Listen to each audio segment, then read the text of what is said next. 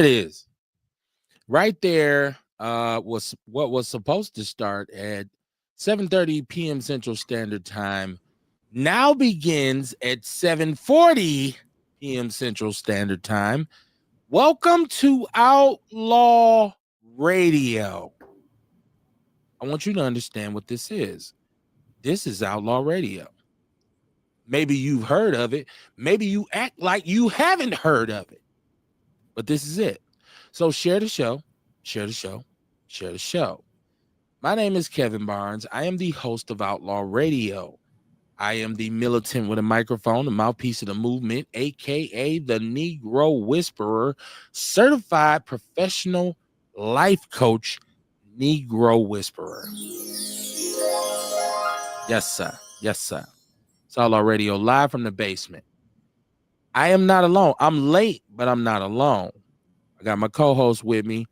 He's looking at the screen like, when he gonna tag me in, right? Mr. Carter, what's popping with you, my brother? How you doing tonight? Hey, man, I'm late right with you. We gonna be late together, so I guess that means we on time since we both late, right? But peace, everybody, peace. That's how I'm feeling. I'm feeling on time today. I'm feeling on time. But welcome to Outlaw Radio, where we talk that talk and we definitely walk that walk. Raising vibrations and elevating thought. Y'all better come on in. I'm trying to tell you, I am the black woman lover, the black man's brother, the culture, teacher, hood healer, the ghetto witch doctor. Hey, mama, there go the Seymour's, man! And I'm trying to tell you, if you ain't been to the House of Vitality, you need to get there.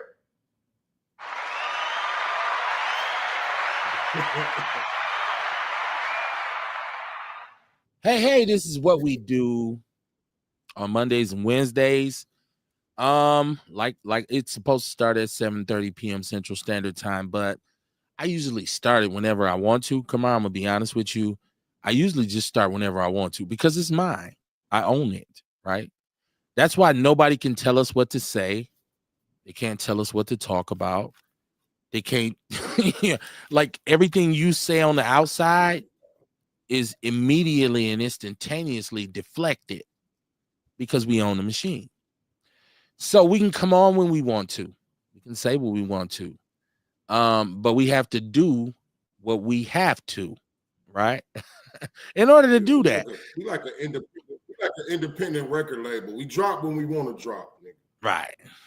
Might be here, might be there, might be everywhere. Might be everywhere. Right. Y'all come on in, man. Listen, we have a phone line, which is, this is funny to me. That people who have platforms a lot of times don't think the whole thing through. So I get a lot of people saying, how do you have a phone line? I'm not going to tell y'all how I do it. Take the class. Well, I'm just going to tell you that I do it. And with that, here's the phone number. 262-202-5131. And it's sell them the game. Since they didn't want it for free, you got to sell it to them. Right. Well, everybody wants the elevator to success, but there is no elevator. You got to take the stairs. That's right. Okay. Numbers on the bottom of the screen. 262-202-5131. And we also have a chat room that we actually interact with, as opposed to just feeling ourselves because people make comments. We actually bring those people in as well. Ace Cooley is first up to bat. See what it do, y'all? How you doing, my brother? Shout out to Ace Cooley. What it do? Hey, man, it's Outlaw Radio. This is our opening salvo for the week. It's a Monday show. I just had, I had a tough weekend. Kamara was on the road. I had to say goodbye to my mother-in-law, who was a very, very great person. You know what I'm saying? Like, it hurt to see the good ones go. A lot of people, Kamara, and sometimes when you lose somebody that's genuine, you say, but how is dude still alive? Some people touch more than others. You know what I'm saying? Yeah. And it make you wonder, man, like, damn, man, why they had to go already? Right. As opposed to some of these other people out here, right? Yeah, If I'm gonna be all the way asshole about it, I'm gonna say, how you take my mother-in-law and Sexy Red still living? My bad, sis. Young sis, I can't. I'm sorry. I'm sorry. And I know my mother-in-law would say, well, she's still early on her journey, baby. You know. So I want to dedicate this show. I want to dedicate this show to the memory of my mother-in-law, Dr. Christine Cole, who was one of the most beautiful people I've ever met in my life. I can tell so many stories about why I like. Hey man, and not only that, but she gave you your wife. Well, it's even higher than that. It's higher than that, Kamar. It's because I hear horror stories. Oh yeah, definitely. From individuals who marry into a family and they say, "Man, I hate my mother-in-law. My mother-in-law was solid gold. She was 100." And so, just to, but I see, Kamar, because I'm a soldier, I lost my mom a long time ago. So I understand how it feels. My wife has 8 brothers and sisters, and that's 8 different ways to hurt. You know what I'm saying? Like, and a husband. Shout out to my father-in-law. Man, it was just a crazy weekend for me, Kamar. That's what I'm saying. To come back tonight and be able to do Outlaw Radio is very special to me, because I realized that if you have something to give people, you should give it to them. And if you make some money off of it, then so be it. But you should give it to them, right? And I think that's kind of like what. And I won't even hurt what my mother-in-law used to tell me. She always told me that I was supposed to be. She always told me I was supposed to be a preacher. That's what she used to always tell me. Like, you know what your real gift is. You know what your calling is. I just be like, mother-in-law, go ahead now. But rest in peace, man. Rest in peace. Shout out to my wife. Shout out to the Cole family. Beautiful service. And it showed, like, all the people that showed up to pay their respects. It showed how great she was. You know what I'm saying? It was so many people that was just like, man, I really loved her. And so, but this is where we at, Kamar. When you get to be old as we are, this is the kind of thing you run across. Death. Yeah. People who you love leave. It hurts. It hurts a lot, man. And shout out to anybody out there who lost anybody. And there's been murder in the city. People have lost their lives. I'm Milwaukee, if nothing else. So I'm always going to be keeping up with the news. So I seen that there was lives lost when I was on the road. But then, Kamar, this is why this gets so complicated for me. Y'all excuse me while I get complicated. Shout out to Dion in the chat room. He said, I'm in this motherfucker. I see you, Dion. At the same time that this happens, today is my daughter's 22nd birthday.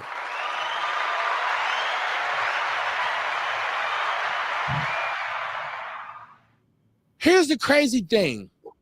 And Kamar, I know you've encountered this before, because I think your journey is similar to mine in terms of transitioning from one perspective to a totally different one, saying I'm going to change this up. People always say, when did you make up your mind? When did it change? When did you decide I wasn't going to do that no more? I'm going to do this now. And from now on, I can say 22 years ago, with the birth of my daughter, the first time I held my daughter, I knew life would never be the same for me. Just newborn, my wife hands her to me, and she's already tripping. I've been had these big old mittens for a long time, right? I'm a caveman. I'm rough, rugged, and raw. So my wife is saying, then watch her head, watch her neck, and why. I just remember looking at this little baby saying, "Hey, her head." Well, no, I had it. She just didn't think I did, right? Hey, when I first had my first daughter, man, I was just tripping. And that was one of the things with me, man. Like, she can't hold her head. I had been around babies. I knew that you're not born with neck support, Kamar. But my wife didn't think so. So right. She just So I'm saying the first time I looked at my daughter and I said, okay, it's different now. So when people ask me, when did you decide to change? I can say every time she has a birthday, December 16th, 2002, I say it was that day. It was, well, a couple days after the birth, but my life was different. So, and my daughter is just the bomb, right? Like you, you can't even write it any better. So just dealing with this mixture of emotions, man. What's the show we just did? Triggered. We just did a show called Triggered, right? Just in case y'all ain't keeping cerebral inventory. We just did a show called Triggered. And so, you know, I look at this and I say, man, what a roller coaster. You got to be a real man to deal with this. You know what I'm saying? So, man, if you got somebody, and come on, you know what's crazy is we go from Twan Mack to Jason Campbell to my mother-in-law and then my daughter's birthday.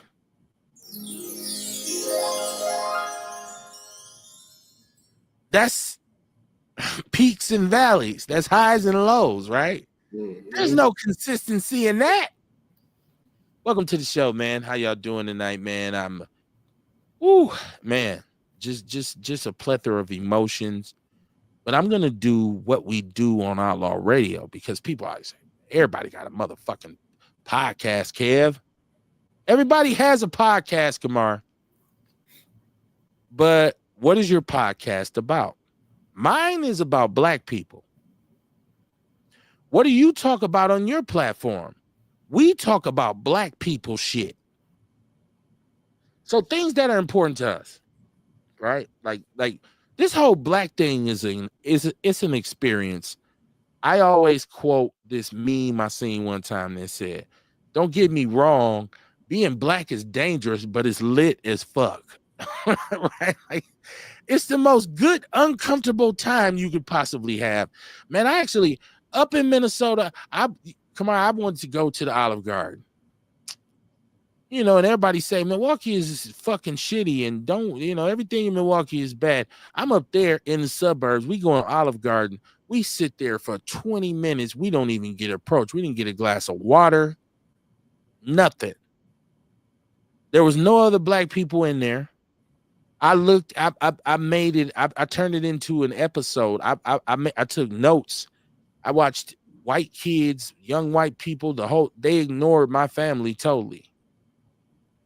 I had to really be diplomatic. And I said, well, you know, before I leave, I'm going to talk to the manager and just let her know. I didn't play race card, Kamar, because I'm above and beyond that. I didn't talk about, since I was a slave, I can't get no salad at Olive Garden.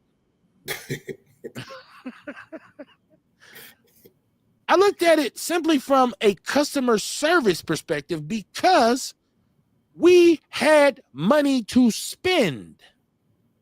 We wasn't in there looking for nothing free. We came in there. We're consumers. We contribute to the economy, right?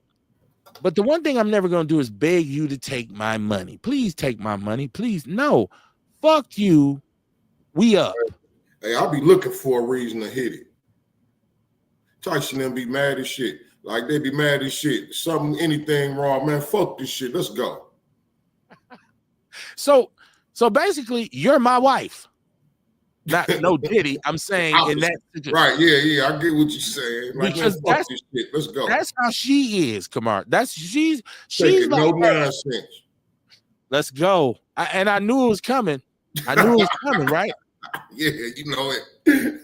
but what I wanted to do was, in my own mind, document it, right? So I had to tell her, I said, hold on. I'm trying to see something, right? And it went down, but, you know, I can probably say I didn't go out of there. I didn't make a spectacle of myself. I didn't feel I had to. It wasn't really about, I'm finna show these motherfuckers, because the reality of it is we're in a suburb of Minneapolis. There's no people of color in there. So they don't give a fuck if they don't care about our money. Our money's not hurting them. You know what I'm saying? So it wasn't no need for me to act a fool, but I wanted it to be known. Hey, and you gotta assess that part too. You know what I mean? Yeah. You be done took off for nothing. They don't give a shit. and took my ass to jail up in the suburbs of Minneapolis, talking about I kept it Right. real. Bullshit. Yeah. You know what I did? I kept it moving. I said what I had to say, and then I got up out of there. They can't say, oh, he was angry. Now, man, I played this shit to the goddamn T, and I was very proud of myself. You know what I'm saying? And so I said all that to say you can run, but you can't hide. You're a person of color. You think I'm gonna move from here to there. There's no utopia. There's no nirvana. If you wearing this skin, you're gonna have to deal with this shit sooner than later. It's gonna come. You will get a nigga moment. See, come on, that wasn't a nigga moment. Now it could have turned into one. It could have. There you go. It could have. Had I have lost my shit, right? Right. Because when the police showed up, they said, we don't give a fuck how much money y'all was gonna spend. Your ass is disturbing the peace, and we're gonna make an example of your black ass. Somebody somewhere with a phone, like, oh shit, look. Nah, you don't get to do that. You don't get to do that. I'm way smarter than you, regardless of what you think. So I just wanted to put that out there for us, because, and I want y'all to know, Milwaukee is not the worst place on earth. I'm so tired of motherfuckers. We talk about indoctrination, right? And they got another part of indoctrination is making you think that you can go somewhere else and the bottom line is going to be different. It's always the same. Right. You always black. Most people talk like that. Ain't never been nowhere else, really. And it's cool for them to go and experience it. Right. They should go experience it. Absolutely. They should play the cards they was dealt, right? But the ultimate reality of it is there's pros and there's cons to every situation. You know what I mean? You win some, you lose some. And the only thing you can really control is you. I tell my son this all the time. Don't worry about shit you can't control. It's really only two things in this world that you can control realistically. One is your attitude, one is your effort. Those are two things you have total control over. Now, all that other shit is variables, right? You say, oh, if this and that, and if they do this and that, if I did, but your attitude about a situation and the effort that you put into the situation are things that you control. They can't take that power from you. You can give it up if you have a shitty attitude. You can give it up if you don't try, if you don't work, if you ain't willing to put in work. They can you give it away. They don't take it from you. So I just want black people to know. And I want to say, you know, I saw Orlando, and you know, we had I give Orlando a platform, Orlando Owens. I give Orlando a platform because I want us to be able to think outside the box. And I know that Dion, shout out to Dion got upset with Orlando because, and I spoke with Dion. He said, Kev, my problem is that it's just the lies that he spreads. It's just the misinformation. And so I saw Orlando talking about, shout out, he said 93% of the increase of the votes for Donald Trump came from Milwaukee County. Good job, Black Republicans. Good job. I said, first of all, Donald Trump didn't even win Milwaukee County. He lost it. Okay.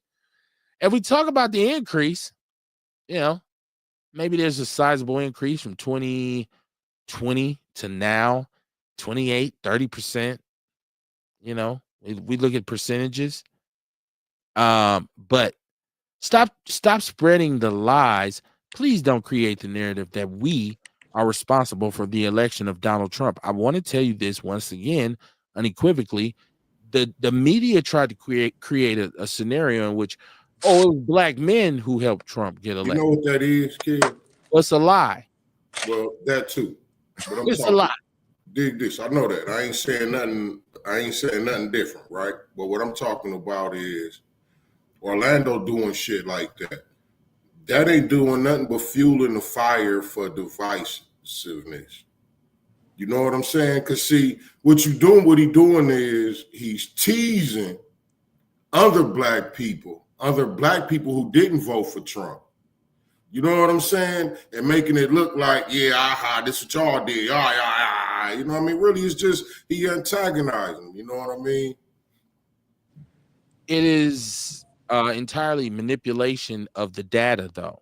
I feel like that's some kid shit. That's the type shit kids do. Aha, I won, aha, you lost. It is, but it's easy to manipulate data to people who don't understand data, Kamar. Right. And you're definitely right, Kev. I ain't saying you wrong. I ain't speaking. No. I'm not taking it that way. I'm talking. You talking about the lie, and I'm talking about him. Right. No. Right. But I want to, because I want to remove him from the equation. I want to talk about his lies. Okay. Because all men lie, right? All women lie. We can remove the human part of it. Like, well, you know, you're a person. What I want to talk about is the attempt to fool us, our people. And what you do is you take information that on the surface, we talking statistics, you're talking about a 93% of the increase in Trump supportership came from Milwaukee County. Once again, I say to you, Trump lost Milwaukee County. He won the rest of the state.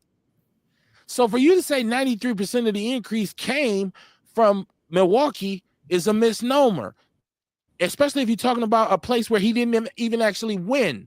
You're manipulating the numbers so that people who don't really understand them will say, "Oh shit, we really for Trump. We was really for Trump. We helped Trump get elected." We absolutely did not. The reality is black people in this country overwhelmingly did not vote for Trump. Was there an uptick? Yes, there was, but it wasn't enough to even turn the tables. I just want to speak on somebody trying to manipulate numbers because I'm a motherfucker that understands numbers. So don't do that. And shit. Who's out here trying to manipulate numbers? Well, it's Orlando Owens. You know, it is what it is. Juice Lady, how you doing tonight? I'm well. I told you I saw Dion in the store yesterday, and I had to say in mid conversation, I'm not your enemy, Dion. Because, you know, he was in there on that shit. And then the white women, and I mean, you know, the white ladies walking past, they just trying to get past as fast as possible. Because Dion's talking that shit in there, loud as motherfucking women's. Sound like you had a good time. Nigga.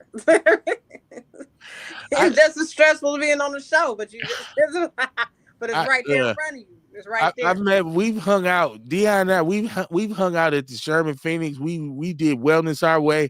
We had I put Dion in front of a camera for 3 hours. So I know hanging with Dion in public is just like he'd be on the phone. It ain't there's no difference.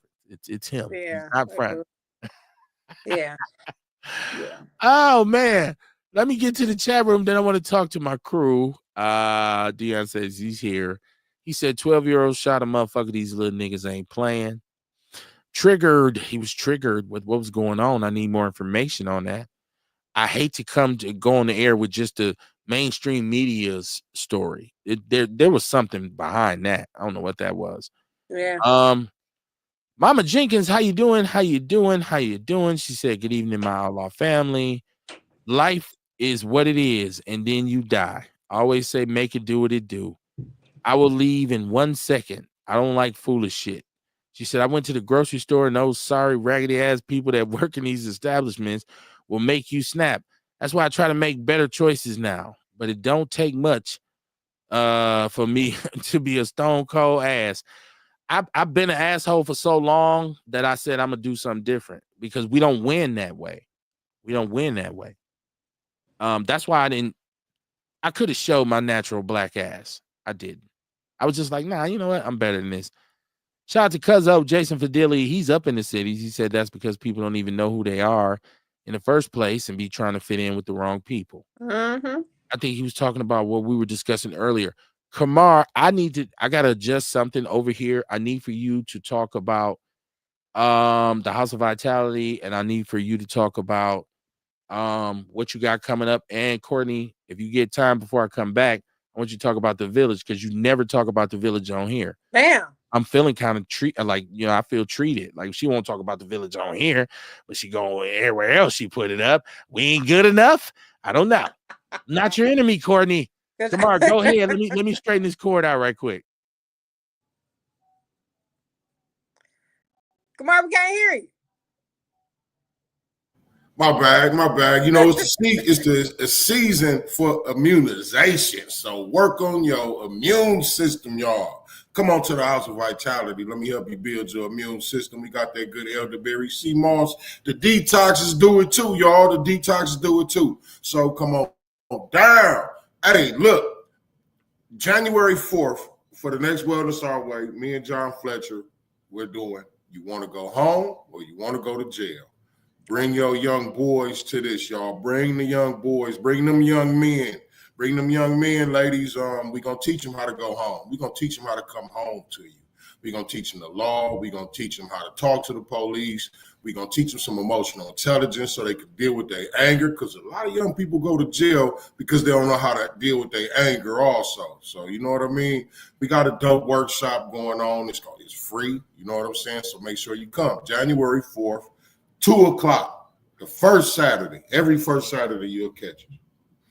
Your turn, Courtney. This my time. I thought kids was yelling my name. Sound like I was gonna have to yell at somebody in a minute. I don't know. They've been tripping all evening. Sheesh. But yeah, y'all, the village is still around. I guess, so caught up with doing schoolwork and children and working a job. Oh my gosh, working a job. That shit is wild.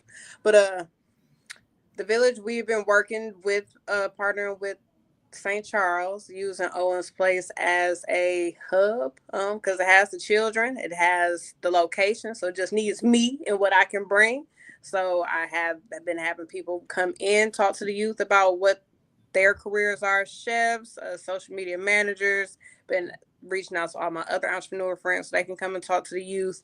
I've been talking to them about goals, about college, about FAFSA, just about the basic things. Seem like they don't know the basic thing, how to get a license, how to get an ID.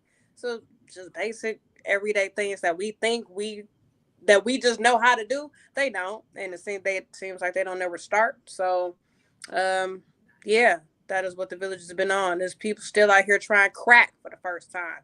So trying to get, man, so that motherfucker said it today.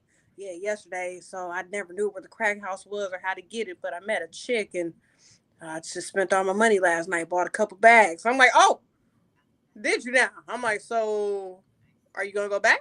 I'm like, because you know where the crack house is. Now you know where to get it. Now you're going to go back, because usually after people do it, they're crack heads. They're addicts. Are you? Yeah, anyway, that individual was a goofy. I would have told him to leave.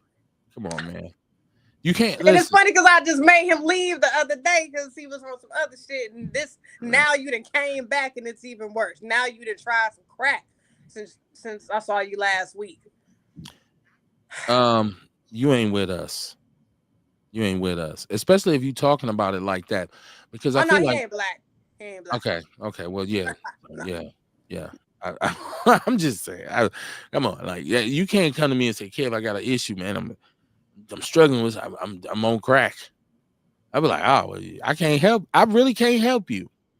I really can't." Like, that's how the white folks be. They be coming from families with money. Then they just want to go be on the streets and be homeless. But they got families with money. So my mom's gave me some money now to try crack a little bit. And sooner or later, I might go back to the family, or I might just get all the way fucked up. Who knows? Get your smoke on. Got choices. You know how they do. Get your smoke on. Stop it. Yeah. And I know crack is still an issue. I'm making light of it, but crack is really, like, people don't know that. It's still an issue. I would say the epidemic is not what it was, because I seen it on another level, but it's still an issue. People, there's still a lot of crack being sold in the ghetto. I know this. Mama Jenkins said Dion got a lot of pets. He shows so much love. Dion is a good dude. He definitely had a dog with him in the store. He's like, yeah, well, we share custody of this dog right here. But, we talking all that shit, but then go to the dog, like, then go back to wild. Yeah, fuck these motherfucking people in here. I hope they lose everything. Motherfucking white bitches can't do shit. It is the nature of our people. We're emotional. We're conservative, but we're radical. We're militant, but we're not. And you just let a person go through their different emotions. Like, you just got to sit there and say, all right, well, did you get it all out? I'm letting you vent. Are you triggered? Are you triggered? Are you triggered right now? Shout out to Milltown Mikey Davis. He said, "What up, Kev? How you doing, my brother? Neighborhood, how you doing, man?" It's one of the fellas right there. Shout out to Mikey. Listen, there was a mass shooting in Madison today. 4 people dead at this point, including the shooter at a Christian school. From what they're saying right now, the shooter or the alleged shooter was a 17-year-old female. The school said that they do have security protocol in place. They do have cameras. I think a couple teachers were killed, a couple students. The shooter herself, and then there were several people injured. This goes along with the argument of, do we actually need police in our schools? I remember. So they're gonna be scary. You know what I'm saying? Well, I wanted to take it back because I'm an old man. If you can see the salt and pepper, I don't know. I got my camera's pretty far off tonight, but I remember in the 90s when I was in high school, and we had an MPS metal detectors. Yeah. Security guards would have wands. They would be on us about this, and they didn't want guns and weapons in the school. But along comes Columbine, which was in a wealthy suburb in Colorado, I believe, in which 2 white dudes, the trench coat mafia, went into the school. I believe they murdered 9 to 12 people, including a young brother. And this was supposed to have been this well-to-do suburb, and of course, they didn't have metal detectors out there because this is the suburbs. This is white America. We don't need this. Now, those niggers at North Division, we need a wand. And you do. And you do. Don't get it twisted. But we were, at that point, the ones who were made to be like, everybody was worried about us as young, and I was a young black male then. Everybody was worried about us.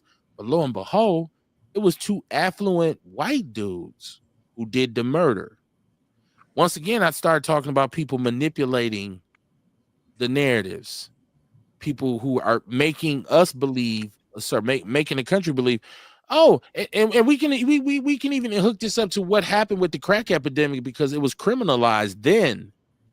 The opioid epidemic at this point is not criminalized, and I dare say the reasoning behind that is because there are so many white kids who are afflicted by this. It's nothing but another crack epidemic, and I'm gonna give you why. I'm gonna tell you why. Because the crack epidemic was initiated by our government via their activities in South America. I'm gonna leave it so you can Google that and see what that was about. But the United States government was 100% complicit in the crack epidemic. They supplied the product, and they dumped it on us in the midst of an economic catastrophe in which your industrial structure went bottom up because your economy went bottom up, and you had a white president who came in with trickle-down economics, which really didn't trickle down. So the new thing is these opioids are manufactured by who? Kamar. They don't come from South America. They're not the result of Oliver North and Ronald Reagan. They come from Big Pharma, who is entirely connected to the United States government through the federal drug, the FDA. They approve what we. So in both scenarios, these are government initiatives. Your own government in the United States regulates Big Pharma. And I don't know who you think makes opioids. I'm not talking about brothers who drop in the fentanyl, because that's a different thing. But how did all of a sudden this dangerous, deadly drug, which is manufactured, that is where the fuck did the fentanyl come from? Right. It's the same as where the fuck did the powder come from to make the rock. Right. But it's not criminalized. What's a sickness? Oh, he's sick. Oh, white people say, Billy was a great kid. I would have never known. But they themselves are taking antidepressants. I don't know many black people who, sane black people, those of us who used to dealing with the bullshit. Have you ever taken a Xanax? Come on, I've never taken a Xanax in my life. No. That shit sounds scary.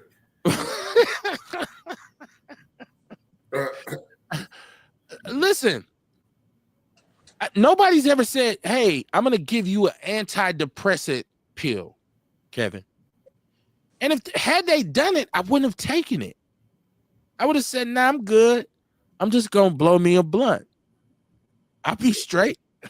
Right. So that's crazy too. Just the thought of that, right? An antidepressant pill.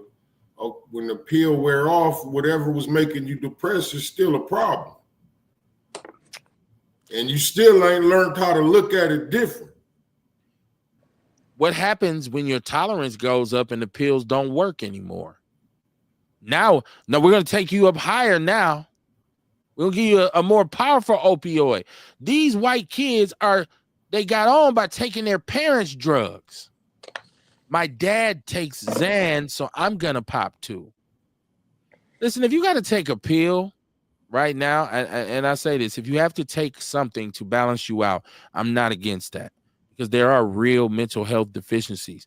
And if you suffer from depression and that's the help you can get or find, I encourage you to do it. But if you don't have them issues and you taking them drugs for fun, fuck you. You making the people that really need it look bad. Now, I'm going in on antidepressant pills, but there's some people who really need this shit. Because they have a chemical imbalance. You doing it for fun. I want to get high. So you're going to take... so now, it just creates a bigger and bigger problem. And so with the drug thing in America, you got to look around and see where it's coming from. You always got to know where it's coming from. And almost every time I looked around, it's been our own government that's been the main supplier of this shit. Even when we talk about sugar, do you know how much money the United States government makes off the taxes off sugar? Just the sales of sugar. Sugar is in everything you eat. If it ain't directly put on it, it's shipped in sugar because it's one of the number one preservatives. People don't understand that. They say, well, I'm just not going to eat no candy. Well, it's sugar and more shit than candy now. You getting food that's processed, that's shipped. It's got some sort of sugar solution in it to help. It's one of the best preservatives. So the government is the biggest drug dealer on the fucking planet. Dion, you in the chat room. We talked about how wild your ass is in person. What's good with you? Man, what's happening, man? Nothing. It was good seeing old Court, chop it up with her for a minute. But see, she was missing the whole message that I was trying to say. I don't give a fuck about talking loud in front of the white people, because I feel like, y'all need to know that y'all gonna suffer too through this shit. With the white women, with their end of the DEI, white women is the biggest, I can't think of the word right now, but they are the people that get most of the deals for minorities, because they are the largest minority is. So they are the ones that are consumers of those bills. But, shit, it is what it is. But I'm glad that, you put that shit out there with dude, man.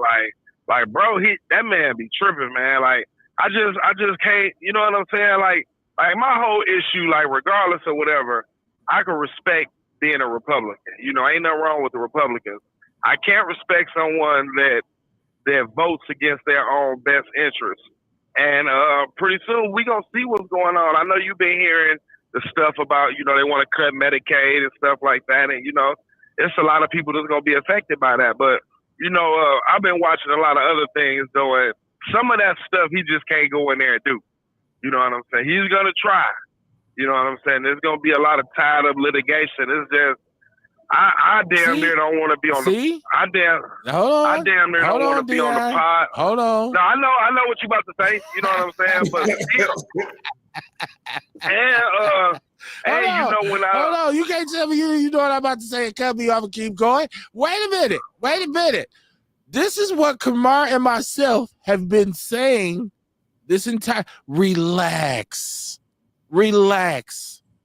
He's not gonna come in day one and we're gonna be in slavery the next day.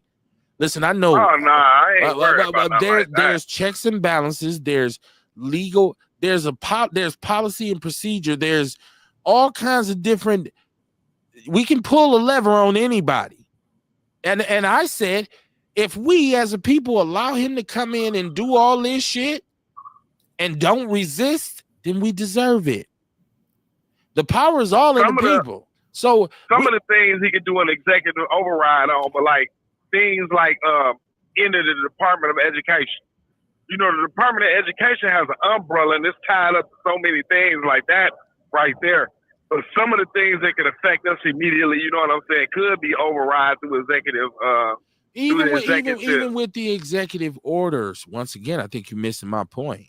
He can executive order all he wants if the people on the ground don't accept it. You understand what I'm saying? Because let me explain lawlessness to you. And America is famous for this. When we don't agree with some shit, we ain't following that rule. Remember now, like you, Dion, you love history, right? You love history. Remember prohibition? Yeah, with the white folks. So what they white said, folks the only ones that lawless. Hold on. He said y'all can't drink alcohol no more, and we just passed a law that said this shit's illegal. You know what America said? Fuck you. It became the biggest bootlegging, became the first dope game. The money that was generated, you know what really killed the government was the bootleg money that was generated was more money than they was making off taxing it. So they said, we're going to have to legalize this shit and learn something from them. They got all the lessons that they needed to learn about how to regulate alcohol and how to tax people from the gangsters who bootlegged it after they told them they couldn't do it no more. I said all that to say the power is in the people. If the people in the United States of America decide that they're going to let one individual come in here and tear all this shit down and violate everybody and nothing happens, we deserve it. He should have to go to the mattresses. If he want to come in here and do all this shit, he's going to have to get the only thing that he really controls is the military. He's going to have to need to use the military to quell the uprising from the people. So what you're he ain't got no problem with that though. So what I'm saying, so in essence, what you're doing is you're turning your country on your country. That won't last.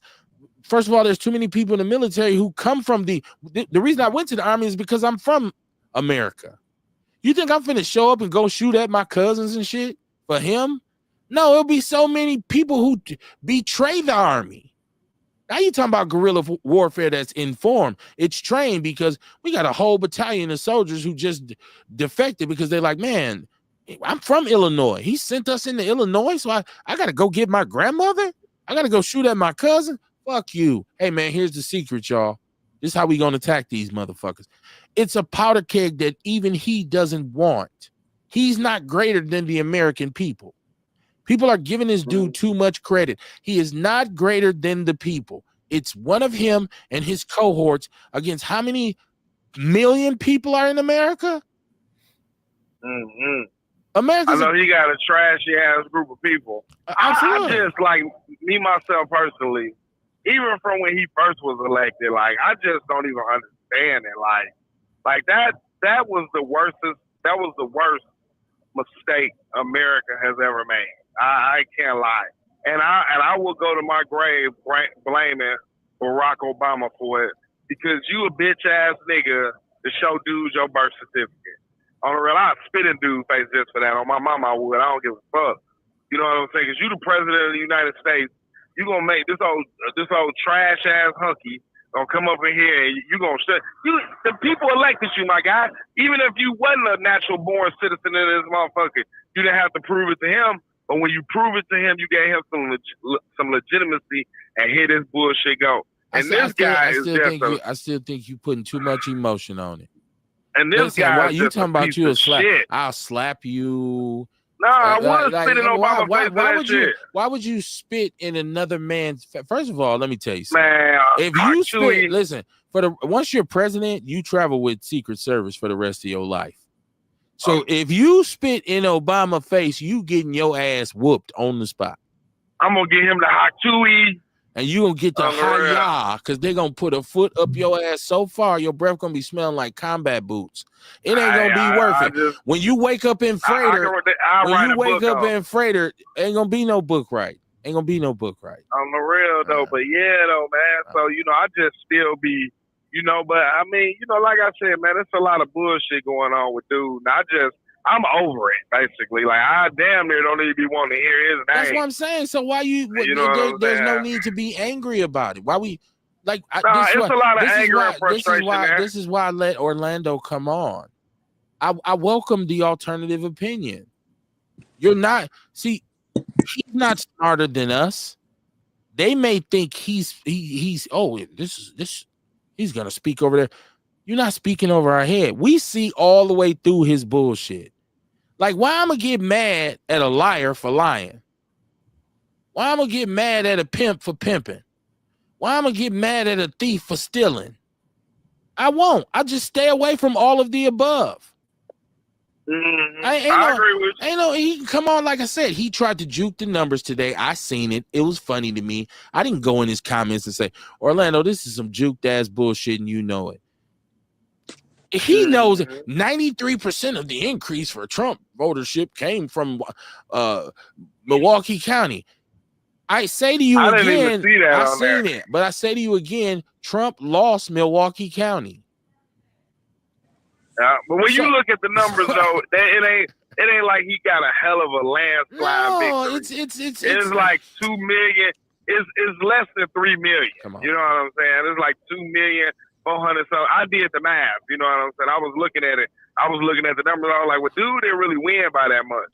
But I be listening to other motherfuckers. Motherfuckers, they might be saying some conspiracy shit going on because now all of a sudden everything good when it's in y'all favor. But if it wasn't in y'all favor, then it would have been fake news, all this shit. When he lost, he tried to initiate a riot. He tried to initiate a coup.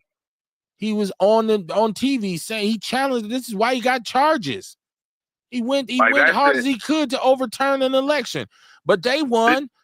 Kamala somewhere drinking wine with her white boy with her white man on the beach. Hold on, let me get the chat room. Let me get the chat room, Dion.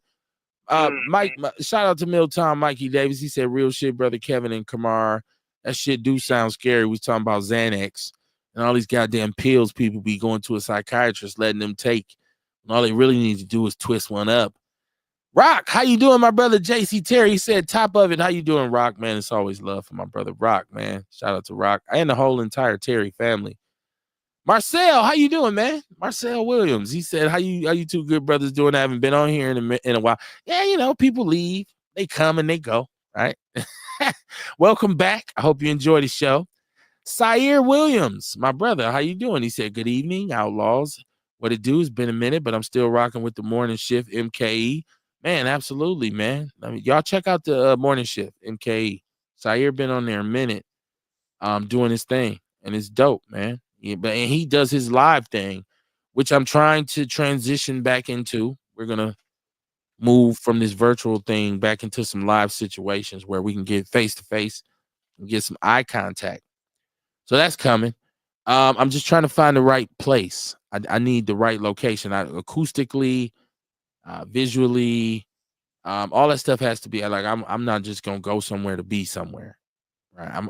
It has to coincide with what we do, and I'll find the right space. I was looking in the red book because I ain't looked in the red book in a long time. You got to look in there every blue moon now, and it said hot bar available at Goust. I knew it was back at one of them spots, the one on Tatonia, the old Lena's. It's in there.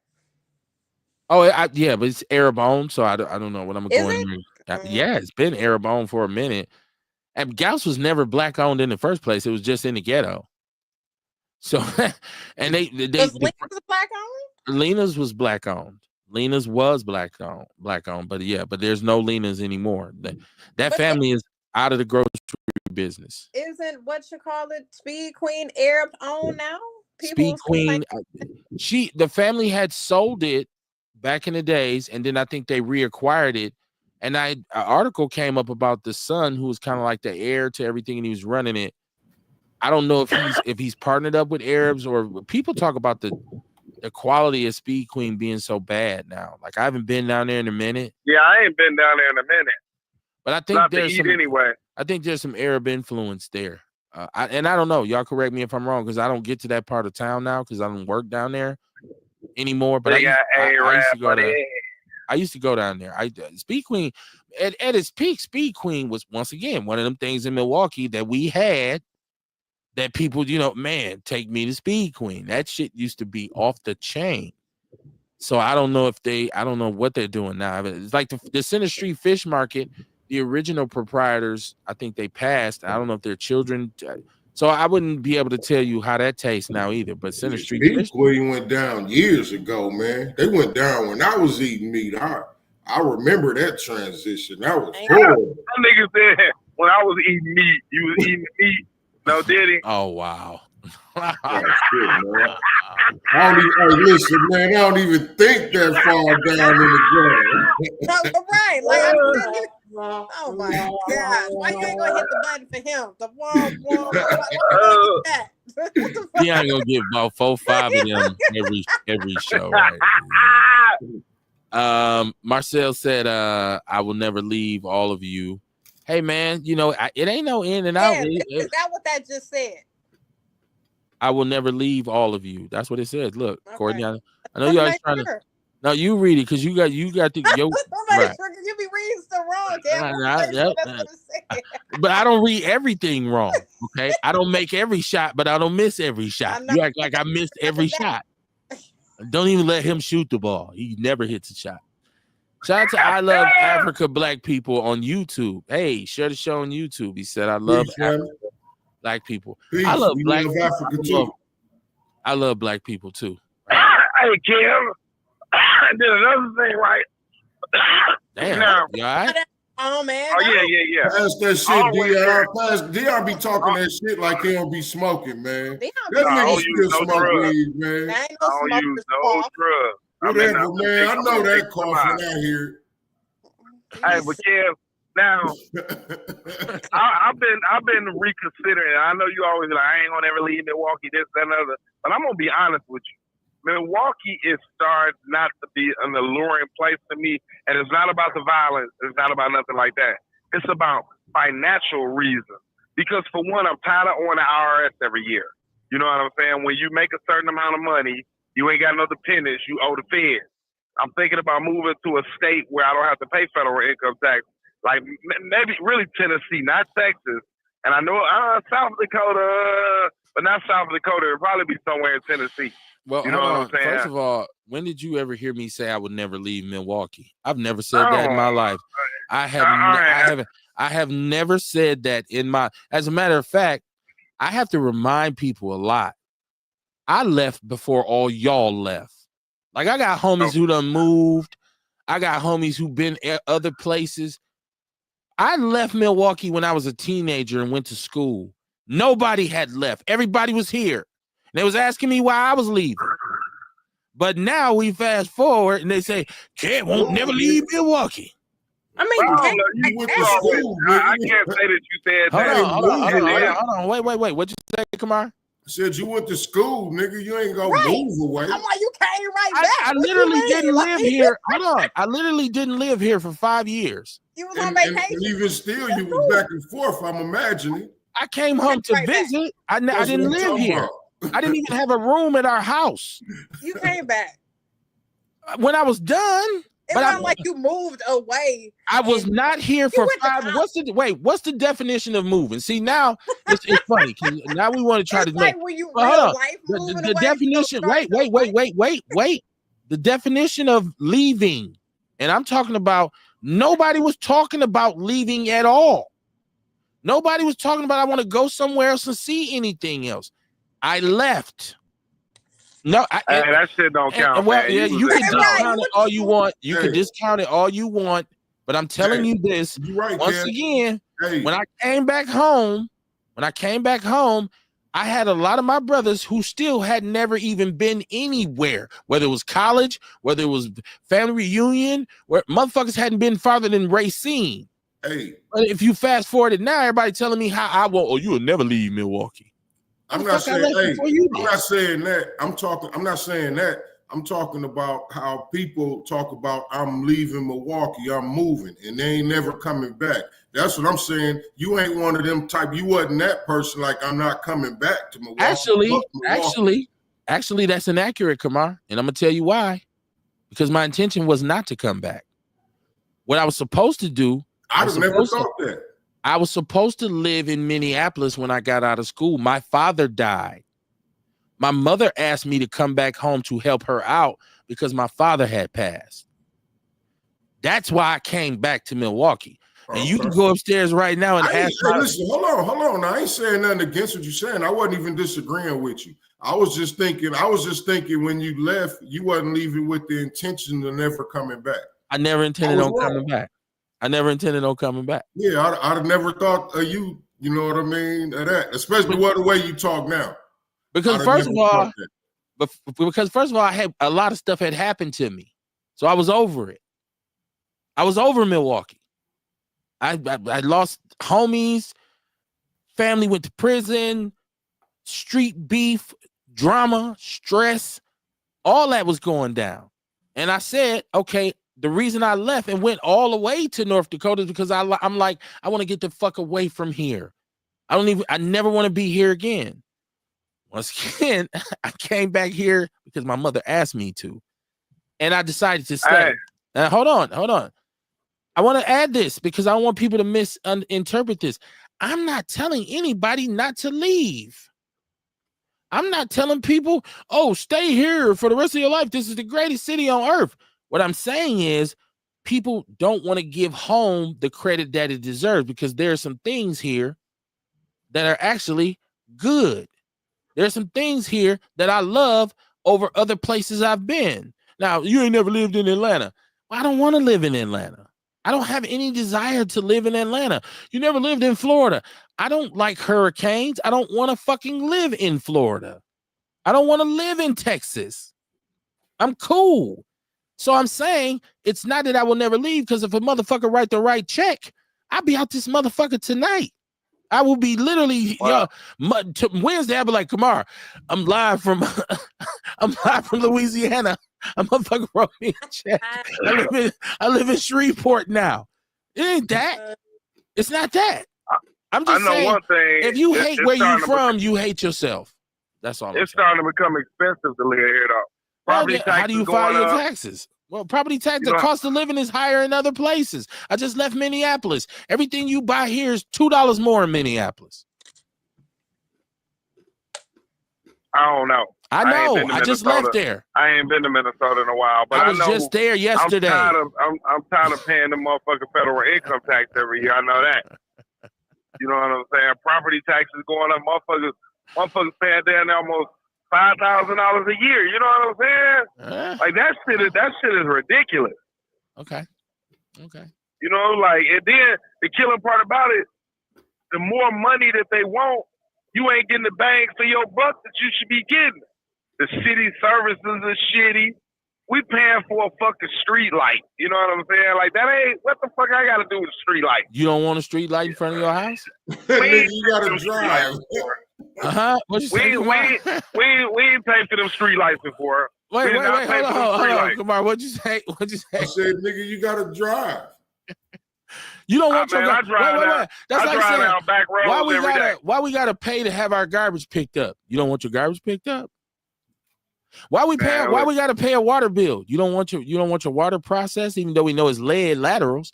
Shit, your water bill, technically your water bill might be less than $60 a motherfucker every 3 months. But they charge you an arm and a leg, not mine. All that other shit. Well, I know mine do. I wish my water bill after 3 months, $60? Yeah. Hell no. No. Yeah, hell yeah. Yeah, I look at the water bill. That shit don't be that much. I look at it's mine. All them other, it's all them other motherfucking services. My water bill is higher than that. We wash clothes, we bathe, we cook food, we drink. It ain't nobody but me. I've also had a family, so you don't have a family, so yours probably ain't as high as mine. So on the real, we pay. If you get an extra garbage can, they want $17 for that shit. It's just a lot of why do you think shit. They don't charge for shit everywhere else? Why do you think Milwaukee's the only place where they charge you for shit? I ain't saying that. It's expensive to live in America. I'm not saying that they don't charge for other shit. You know what I'm saying? I'm not saying that. The only thing I'm concerned with is paying the federal taxes every year. I'm tired of that shit. You know what I'm saying? Because I can't file no other way but single. I don't have Yeah, but dependents to carry. you can write your home off. You do Man, home. that shit don't give you that much. And when I had property, I used to get breaks from it.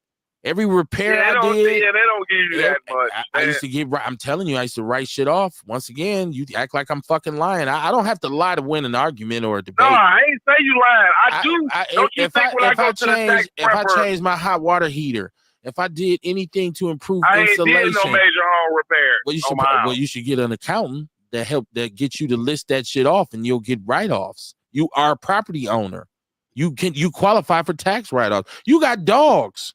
Hell, you can claim that shit. I take in fucking orphan animals. You got a 3-leg dog, don't you? Mm-hmm. You can write that shit off on your taxes. No.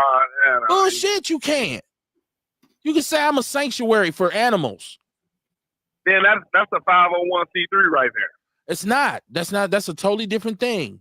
I'm talking about tax write-offs. It's a nonprofit. No, that's not a nonprofit unless you get a 501c3. I'm saying you can get a tax write-off because everything you spend, if you keep the receipts, you can take it to an accountant at the end of the year and say, I want this to be taken into account. It will change your tax. It will change your tax. You get tax write-offs, man. Yeah. Donate to a charity. You get $5 a month and say, I donate to charity. That's a tax write-off. Why do you think rich people do it? I guess. No, it's true. You don't have to guess. It's factual. No, I ain't saying it like that. Believe a black man. Ain't no motherfucker keep. I know I'm not. Let me say me. Dion is not saving every motherfucking receipt when I go to Woodman. When I go to the gas station. Save the money? I'm not doing that. Well, then pay the taxes then. Yeah. Then don't complain. I ain't doing that. What'd you say, Kumar? You said something about being a black man. What'd you say? I said, man, why you can't just believe a black man? No, it ain't the fact that I don't believe it. I'm not gonna go through all of that. It's not, to me, it's not really that. It's not that serious. It's just a matter of when you file your taxes. You give them this information. It ain't that serious. You ain't going through no bunch of work. Hey, Kumar. Let me ask him a question. I end up on the IRS $3,000 every year. Dion, who does your taxes? I go get my taxes done by SDC, I think. Why the fuck do you think you're paying high ass? You go to SDC to get your bruh. You should have an accountant. You're a property owner. You have 2 jobs. You should have an accountant. I ain't got no accountant. You should get one. I guarantee you won't be paying as much in taxes. You're going to pay the property taxes because the property tax levy is the property tax levy. But but in terms of the federal government, there are write-offs. This is why the rich get over this. And I'm not saying that you are in that tax income. I'm saying we complain about the game, but we don't play the game. Right. You're SDC ain't going to give you that information, or else you won't need their ass no more. You should go. This the game Trump be playing and shit, man, in order to not pay taxes and shit. There you go. Sair's in the chat room. He said if his mama took his room, he moved. LOL. When mama take your room, you the fuck out. LOL. That's what I'm saying. When I call home and she said, well, I changed your room. Look, my mother took in boarders. I didn't even have no room. When I came home on break, I slept in my mama bed. She slept on the couch. The whole mantra was, oh, you want to leave? Your ass is out. You're gone. You don't live here no more. I went North Dakota, Illinois, Minnesota. I stayed. This is where I lived. I came home on Christmas and Thanksgiving. The rest of the year, I was there. And I'm like, I ain't coming back to Milwaukee. That's dead anyways. We already got past that. Sair said use a debit card and you'll have digital receipts. Hey man, it ain't nothing to take them receipts and like you carry a little pouch, you carry a pooper scooper for your dog. Have you a receipt pouch? I need that receipt. When I paid for, I need my windows insulated. Oh shit, let me get that receipt. I just changed my hot water heater. Now when I go in to do my taxes, I'm gonna say, here's all my receipts from all this shit. A real accountant is gonna find you some loopholes. Like, okay, we found it. I'm telling you, I did this with my accountant when I had properties. He said, what all repairs did you do? I did a porch. I did a hot water heater. I put doors in. I put carpet down. I did extermination services. Boop, he checked it all off. I used to get money back. My wife used to be like, how do you get money back? You're not supposed to be getting money back. Because I did write-offs, because I own property. So that's what I'm saying. You don't have to guess. It's actually a reality. Sair said that's that free 99 shit. Something else has been on my mind because we got so much to talk about tonight.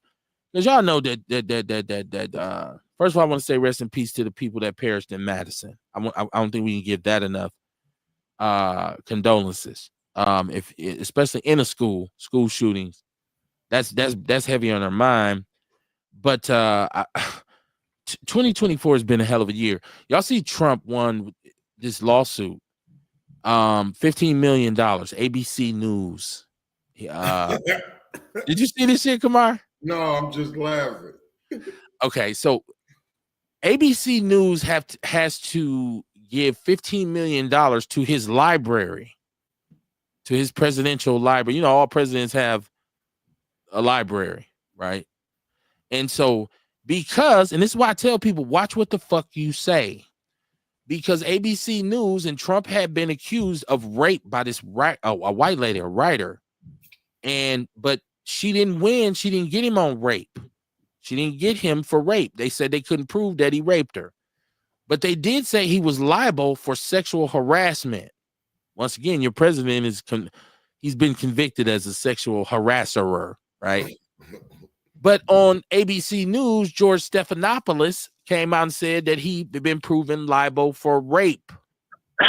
Trump got his lawyers involved and said, they never said rape. And the courts ruled in Trump's favor, $15 million settlement that ABC News. Now, they ain't giving Trump the 15 because he was liable for sexual harassment. He was convicted of being liable, but it wasn't of rape. You know what I'm saying? So you got to be careful, especially with these platforms, when you say, oh, that motherfucker raped somebody. Now we see the white girl in the Jay-Z thing now, them lawyers taking her apart. She got about 7 inconsistencies. She even went so far as to say her dad picked her up after she had been sexually assaulted or raped by Jay-Z and Diddy. And her daddy said, I don't remember that shit. How your daddy don't remember the night you got raped? How your daddy don't remember picking you up from hanging with Diddy and Jay-Z? There's also the place she said they were. It's proven that Jay-Z and Diddy wasn't there in that town that night. Right. Jaguar Wright. Remember we had this conversation about Jaguar Wright. If it ain't true, why he ain't suing? Guess what he doing now to her? Suing her. And she backpedaling like a son bitch. Now, I hope he tear that bitch apart financially. Bitch, pay up. I ain't seen no backpedaling. She's saying, no, I didn't mean it like that. Wasn't what I said. No, that ain't I ain't saying nothing like that. You sent to me, put in our chat where she backpedaling. I will. After the show, I will make a point of it. Thank you. Because she got them lawyers on her ass now. She's actually being sued. She's being sued. And she's gonna lose because she went out here on Piers Morgan and put her foot in her mouth. Somebody should have said it ain't worth the clicks and the likes, Jaguar. Watch what you're saying. Now, once Jay-Z beat this case, because he's gonna beat it because it's too many inconsistencies. But they said Jay-Z sued his own damn son that he ain't claiming. Jay-Z suing whoever the fuck he don't want to hear your shit. You having these children and women out here ain't claiming the kids, and the kids out here saying they your son. Well, I'm gonna sue you too, nigga. I ain't claiming you, so I'm gonna sue you. Kev, but did they say that they filed the paperwork? Because remember they were saying if you don't pay, we gonna file it. No. So then they went and filed it after that? She's being sued. The paperwork is in. It's in. Now, Kamar, what we were talking about was at first they sent the cease and desist to Piers Morgan. A cease and desist is different from I'm suing you for slander. That's different, right? Mm-hmm. They told Piers Morgan, you're going to take that shit down. He apologized, right? So Jay-Z said, okay, since she's the one, her interview initially started this whole thing that kind of lumped him in, and this is why this random white girl comes out and says, he raped me when I was 13. When you say to somebody, you raped me when I was 13, and they know they didn't rape you, that's your ass. You got to pay for that. All right. It's close, man. So with Jaguar running her mouth, right? Yeah, I know for a fact Beyonce and Jay, she didn't have no legal representation. There is no lawsuit against her right now, Kev. Okay. I'm doing all this looking. There is no lawsuit. Or What website are you on? All I did was look it up. I Googled it. It's not, it's showing all the websites. It's showing YouTube. It's showing TMZ. It's showing everything. There's nothing. Hold on. I got Google too. See, I'm on the show, so I ain't as free to do Google it because I got my sources too. Okay. Oh shit. Let me pull this shit up. I got all of my money. I just want to know if the paperwork I just want to know if the paperwork was actually filed, if that's a fact. You know what I'm saying? Because they may have been like, okay, if you file that paperwork, this is what we finna do to you. Now shut up. Like, you know what I'm saying? Is it a way to find out if any paperwork was actually filed? Against who? Jay-Z or Jaguar? Anybody. Like, actually, I want to know if it against Jay-Z first from the little girl lawyer. Like, was the girl lawyer? So there was something filed against Jay-Z because Jay-Z files for a dismissal or a disclosure of the identity of the person. So that was 7 years ago. Jay-Z's legal team is in the process of filing a lawsuit against Jaguar Wright, and it has Jaguar Wright flustered and backtracking. Okay. So you ain't heard her backtrack. You just was saying to us. I watched her backing out. I watched her trying to change the narrative. I just got to go back on YouTube and pull all this shit up. But he ain't filed nothing. Pull it up, yeah. I will. I got other shit to talk about, but I pull it up because what I'm gonna do is, hold on. What I'm gonna do is I got the People's News Network, which is our group. Okay. And all this shit is in there, anyways. But I'm gonna put it back up. Right? Okay, because ain't nothing been filed yet. Just they supposedly. It's coming. Because she's getting with the lawyer who the white girl has. They talking to her like, hold on, we can probably help you. Hey, listen, now I feel like Jay-Z, his people should be, you know what I mean, filing something. Don't get me wrong. You know what I mean? I feel like they should be. I was just wondering if the paperwork was filed against him first, if that was done. You know what I'm saying? Because he did publicly say, like, oh no, I ain't giving you shit. And that was the threat. You gonna pay us, or we gonna file this lawsuit? So then, now I'm finding out that they filed the lawsuit. So now I want to know: is it official that his lawyer and them got at her? So, but you just read it, Kev. You said that they in the process of doing it. Okay. Preparing. So that's basically where everything is right now. It's coming. Right. We'll see. It's preparing. Possibly. That white girl who lied, and I believe she lied on him. I don't believe Jay-Z raped a 13-year-old white girl. I don't believe that. He might have done it. I don't believe it at this point. What about a 15-year-old? Hey, listen, I don't believe it because of the response. Right. I don't believe. Right. There you go. There it is, Kamar. If he's not gonna go get $1 million lawyers and say enough is enough of this shit. Right. If he did it. Right. If that white girl can sit on the stand and look at him and say, you raped me, and prove it, and her facts line up, I don't think he'd win, got no lawyer. And and usually if they did it, you know what I'm saying, they people would tell them, no, nigga, shut the fuck up. Settle out of court. Don't say shit. You know what I'm saying? Courtney, why you ain't gonna win this one, bro? Jaguar Wright. Why you so for her? Why? What? I'm not so for Jaguar Wright. I'm so for whoever lying and whoever telling the truth. I mean, because we know Jay-Z first thought he was on tour with R. Kelly for like 2 years, wasn't he? The known person that fuck with young bitches. We had Nas saying back then that he thought Jay-Z was doing wild shit with young bitches. We had heard about him fucking with what's her name, Foxy Brown, when she was 15. So 13 ain't too far off from 15, depending on what your body built. Beyonce, Rihanna. It's a long list. It's a long list of young. Hey, I love how Foxy Brown get younger and younger every time somebody tells a story, right? They're like, he was talking with Foxy when she was 12. It's always and he might listen. I don't know. First of all, I don't know what he did with the she was born until a date that a song or something that was made. They did the math. It's always 15. She was 15. Is it 15? I thought it was 17. 15. No, She was 15. Okay. They did Who's the to math. say- I was just watching the video. Who said he was having sex with her though? Because he was making rap music with her? Who said he was having sex with her? What you mean? I never heard her say that. I've watched her make it. I never heard her say that. I've never heard him say it. I've heard other people say it. I've never heard him say that. I've never even heard other people say it, to be honest. I've heard other people say, "Yeah, he may have signed it when she was in high school." It ain't. I mean, you know what I mean. If you got a girlfriend, you out here, you know what I mean. People know it. You know what I mean. Like motherfuckers out there, other celebrities knew it. They talk about the shit. What That's how celebrity it came out. Really, that's how the rumor the shit got out. What celebrity said he knows for a fact that Jay-Z was having sex with Foxy Brown? What celebrity said that? Well, I ain't saying just Foxy Brown. You see, I never put a specific on it, but dig this: where there's smoke, there's fire. Why would all these different things be popping up like this, or not even popping up? But he was messing with Beyonce before she was old enough. Was he? Rihanna. You know what I mean? I'm just saying. Why would he? These were things that was just this was shit that was going on back then. Accusations are and right. It was out back then.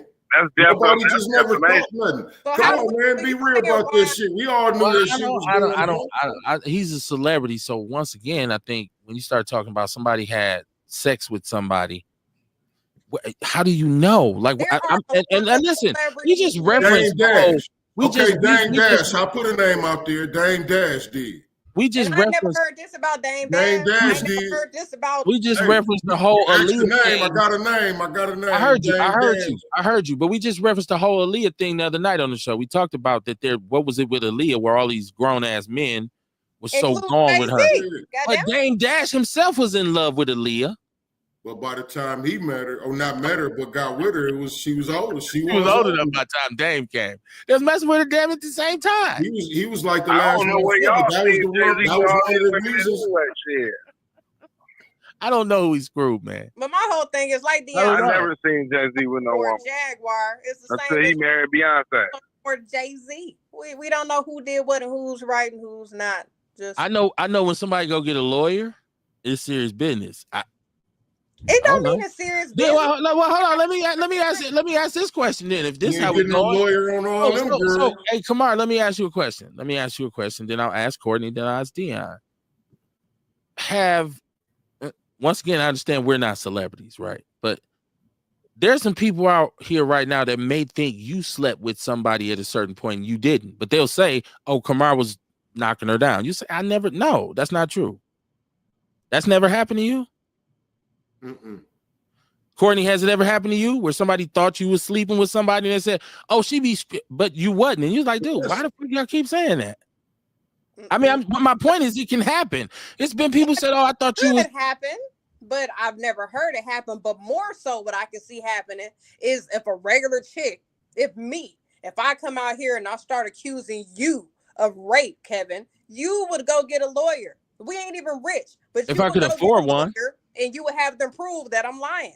That's if I could afford one, I would. You're right. If I could afford one, I would. Exactly. And that's what he did. But that's what he did, though.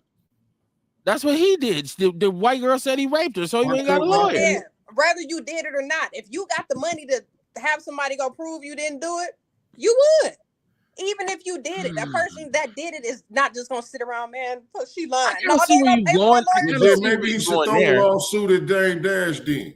I kind of see where you're going there. Like you say, you're gonna get a lawyer. You're gonna lawyer up anyways because you need, maybe he should maybe he should throw some lawsuits at Dame then. At Dame Dash then. I don't think Dame could afford a lawyer to go to court with. Well, hey, it ain't about if he can afford it. I'm just saying Jay-Z ought to go at him then. I think. You know what I mean? Dame might have some receipts on him. I don't believe shit Dame Dash says either. I think he's a male Jaguar, right? I think he got receipts though. A lot of these people were there, and Dame Dash, he speak up on a lot of this shit that other people ain't speaking up on. Like he talking about. Some of his stories been debunked too, though, Kamar. Like there's been people who said no, he's lying about that. Like a lot of these stories. How you know pay these people to say that it ain't true? Hey man, we going deep into the rabbit hole.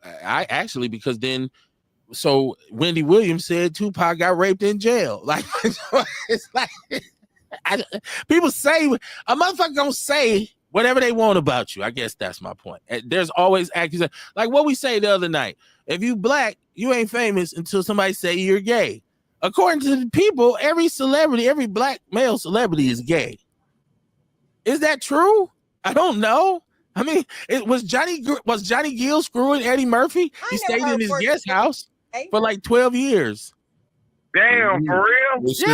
They say Eddie Murphy's wife gave him an ultimatum. They say that. Him or me. They say that, Kamar. And she wound up gone, and Johnny Gill was still there. Hey, my. People gonna say, people talk, man. He never lawyered up and called nobody a lie. But I bet you if Eddie said Johnny raped him, he lawyer up. Eddie said Johnny took it one night. Oh shit. I'm just saying 2024, y'all gotta admit this been a hell of a year, man.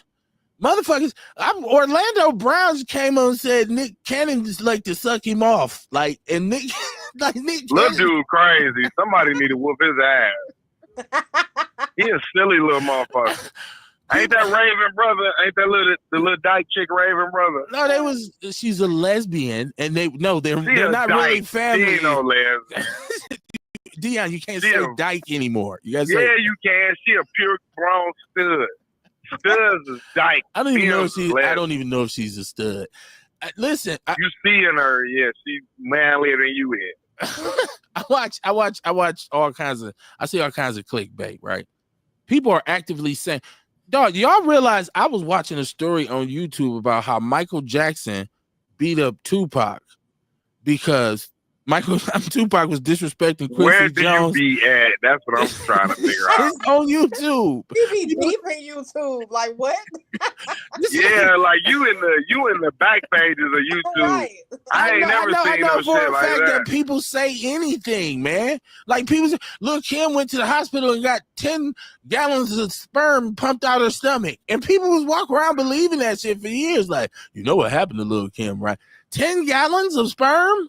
What about that Netflix documentary about them boys that said what Michael Jackson liked to do? I believe that. So some people swear to you that Michael Jackson didn't do that. That's another great. There's actually people who say Michael Jackson molested me, but then you get people say Mike didn't do that shit, and Mike lawyered up too. Like Courtney said, he said no. But he didn't do that, man. He just wanted to live his childhood. See, now you saying Mike. Now why you think Jay-Z? So it's wrong for Jay-Z to hit Foxy Brown, but Mike was cool for filling on white boys. He did it. Even Mike liked the wink interview. When she first signed her deal, and he said to sign, I could leave with his paper signed or out the window. That nigga meant that shit. He's probably gonna throw her. He was gonna hurt her. Hey, Dog did 2 albums with R. Kelly. He did one and went on tour. He did 2 tours. God damn it! He did 1 tour. The second album that they didn't do the tour, they canceled. Yeah, because they ended up getting into it, and so for what they said, the whole tour was bad because they wasn't getting along, and so his guy Ty sprayed R. Kelly with tear gas. That's what Kelly wrote songs for Michael Jackson. I said tear gas. I meant pepper spray, y'all. I'm sorry. All I'm saying is, you know what I mean? We know R. Kelly was a pedophile. Now you on tour with a motherfucker. You do 2 albums with a motherfucker. This is plenty of studio recording time, and we know how R. Kelly's studio is with the bed and the little girl in it. I've heard about the bed. You know what I mean? Like, you come. Hey, but all I'm saying is, where smoke is fire, and we heard. You know what I was listening to today? I was listening to Charlie Wilson. R. Kelly produced his first solo album. But that was the biggest one. Hold on. Let me finish. There's a lot of people who toured with R. Kelly. Yeah. There's a lot of people. Yeah. Just like a lot of people that party with Diddy. Devin the Dude did a song with R. Kelly. Is Devin a pedophile? We don't know. but he didn't do 2 albums. He toured. He was on that tour though. You just opened up. He wasn't. And he was on the album too, Kamar. He had a song on that album, the best of both worlds. You know what I mean? I'm just saying, you know what I mean? Devin may not have, that don't mean he was so entwined with him. But we don't know. Wrong with them. No. He toured with him. Go in the upper room. What I'm saying is the person in question. Hey, what I'm saying is the person in question who we talking about recorded 2 whole albums with Was it 2 or was it 1? Kamar, I thought it was 1. It was 2. They did the Best of Both Worlds, then they did the Best of Both Worlds Part 2. Yeah, I seen that. What was that? I don't know. I did the 2 fingers and shit, and then let me see do it again. I don't know. Them one balloons in your house? Let's figure that out. Hell no, that was a roach. I wish I would have seen it. I can't stand you. But I'm just saying, man, you know what I mean? Hey, where smoke is fire, man. Hey, man, listen, the one thing about Outlaw Radio is you ain't never wrong. Like, your opinion is your opinion. Listen, you could say that. Guilt by association, right? Right? You can say that. I ain't even saying that, you know what I mean? But to be around somebody like, dog, like, you know what I mean? Your moral code ain't too high either. Well, who knows what to even be able to hang out like his personal life though. Personal life, nigga, they in the studio.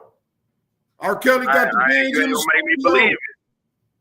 You ain't gonna make me believe it. You hear multiple stories about Kelly with the beds in the studio. Plenty stories about that. Danny Boy said he was having sex with Mary J when he was 15, 16. So Mary J is everybody who we know is a pedophile. Everybody. Hold on, come on. I'm looking at initiation. Hold on, come on. I'm looking. I'm seeing one best of both worlds. I'm trying to find part 2. It's another one. Mm-hmm. Okay, so let me see. I was a Jay-Z fan back, you know. We all were. Shit. I was an R. Kelly fan. I still love R. Kelly. Right, both. At that point, both, right. I still love Home Alone, and I'm not a pedophile. What is that? That's a Jay-Z song with Keith Murray off the R album. Remember the double album? R. Oh, that's R. Kelly. With a woman fed up and all that shit. But that song Home Alone, Keith Murray rock. Drinks in air, party. I done seen that song turn a club the fuck out. I was listening to R. Kelly when I seen Courtney and Williams. I was singing that shit. Which one was you singing though? Hold on now. No, I listen to R. Kelly. I don't believe. Listen, man, I don't give a fuck what nobody do. They could be out here doing whatever they want to. I ain't canceling no motherfucker. You know what I'm saying? Hold on, I'm stick with my black people. Okay, so I'm gonna stick with my black people, whether they guilty or not. I got you, Kamar. The second one was called Unfinished Business. That's right. Oh, okay. That's why I kept saying, wait, Best of Both Worlds Part 2. I don't remember that. It said the album was composed of unreleased tracks from the recording sessions of the Best of Both Worlds, but slight additions were made. So they took the music they didn't go back in the studio and make part 2. They just remixed songs off of the first one. Right. Okay. So that gives probably wasn't in the studio like that for the second one. Right. No, they wasn't, because they had this big blow up because they had tried, like I said, they had tried to go on tour and they ended up, the tour was canceled. And there's a lot of talk about what happened and who was jealous of who. I mean, all this shit is, listen, first of all, let me say, I don't give a fuck how good you can rap. If you fuck with underage girls, you deserve what the fuck you get. I'm not going to ever say, oh, what, because the nigga made, Reasonable Doubt to me is one of the best rap albums ever made. Like, I don't think, to me, that's Jay-Z's the best album he ever made. But it wasn't so good that he could, mess with an underage girl and I'd be like, oh, free Jay-Z. No, I'm never going to be wearing that t-shirt. As a matter of fact, Kamar, this is so beautiful because things come full circle. Because remember when one time you and I we went hard because I was talking about him wearing, I was critical of Jay-Z for a long. You always told me I hated Jay-Z. Remember that? Mm-hmm. Yeah. Because I was talking about he had the shirt on that said "Do as thou wills" with the Aleister Crowley. Remember that? Mm-hmm. So this is proof that I'm not. This is not proof that it's proof that I'm not like a Jay-Z groupie. Like, I've been critical of him for a lot of shit. Right. But what I'm saying is, in nowadays, 2024, y'all gotta admit, hey, it's December 16th. This been a motherfucking year. This been a different kind of year. Listen, I've been alive a long time. 2024, I got certain pivotal years. I got 88, in which hip hop just became this thing that people just was like, what the fuck? 94, where once again, hip hop, that summer, the music, you like, whoa. 90, where we going, Kamar? 96 with All Eyes on Me. Yeah, 96. Right? A lot of people would say was the hype. I always give it to 94, but there's an argument for that, right? Like you talk about 88, you talk about 94. A lot of people would say, and then they only say that because of all the chart topping songs and albums. I mean, that came out that year. Hip hop was just at its peak at that point. But I'm saying culturally, with those years, there's a cultural shift, like something changed within the culture. And I think 2024 has been one of them years because for the first time we seen actual legal shit start. Like Diddy is fucking he could be the whole Diddy, the whole thing, and young Thug, like look at Lil Durk right now. Right. Like look at the rappers who've actually catching fucking rappers. How did Cat Williams know? Huh? How did Cat Williams know all this shit was finna happen? No. He said he started this shit. Oh shit! You know, Cat Williams was talking. He's been talking about this kind of shit for years, though. Well, like, that's another thing that's tripped out Kamar's. People were surprised what he said on Shay Shay because they had never heard him say it. But I literally heard him say all of this shit before he was on Shay Shay. He's been saying about Steve Harvey. But he said it was all this shit. A bunch of people finna be outed in 24. He snitched. He said that. I'm talking about, like, you know what I mean? And he started mentioning names. And the names start popping the fuck up. You know what I'm saying? Like, Diddy was a big top. You got to say no. And then we got to tell him no. Talking about Diddy. You know what I mean? Cherry on top. And Diddy was the biggest name that popped up. And we get the cherry on top at the end of the year. We get the cherry on top at the end of the year with Trump getting reelected, right? And so this is one of my things to my people who are so much smarter than us, and they could see how great man.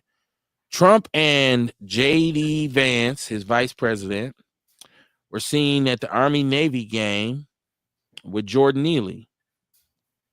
All right, y'all know who Jordan Neely is, right? Who's Jordan? Yeah, that was sad right there. Well, they weren't. I'm sorry. They were with the murderer of Jordan Neely, right? They were with his murderer. And the white boy who Daniel Penny, I fucked that up. It's Daniel Penny. The Marine that just did the chokehold. It choked Jordan Neely out, right? They have him. He just got the charges thrown out last week. Kamar, we had a conversation about whether or not the racial connotations involved in this murder in which he choked this black man out and said, well, he was threatening people, right? But the conclusion we kind of came to was we can remove the racial part of it because the law says, and you made this point, the law don't say you can't kill a black man or a white man. It says you can't kill a man. Mm-hmm. He did, in fact, kill another man. So he should have been punished for it, right? Right. But it got thrown out. So people who, Trump, I love him because he's standing on business. He's at the Army-Navy game with Daniel Penny as their guest who murdered Jordan McNeely. Message. See the optics on this? So this is what y'all about to see more and more of. And now they're saying, well, liberalism is the real enemy.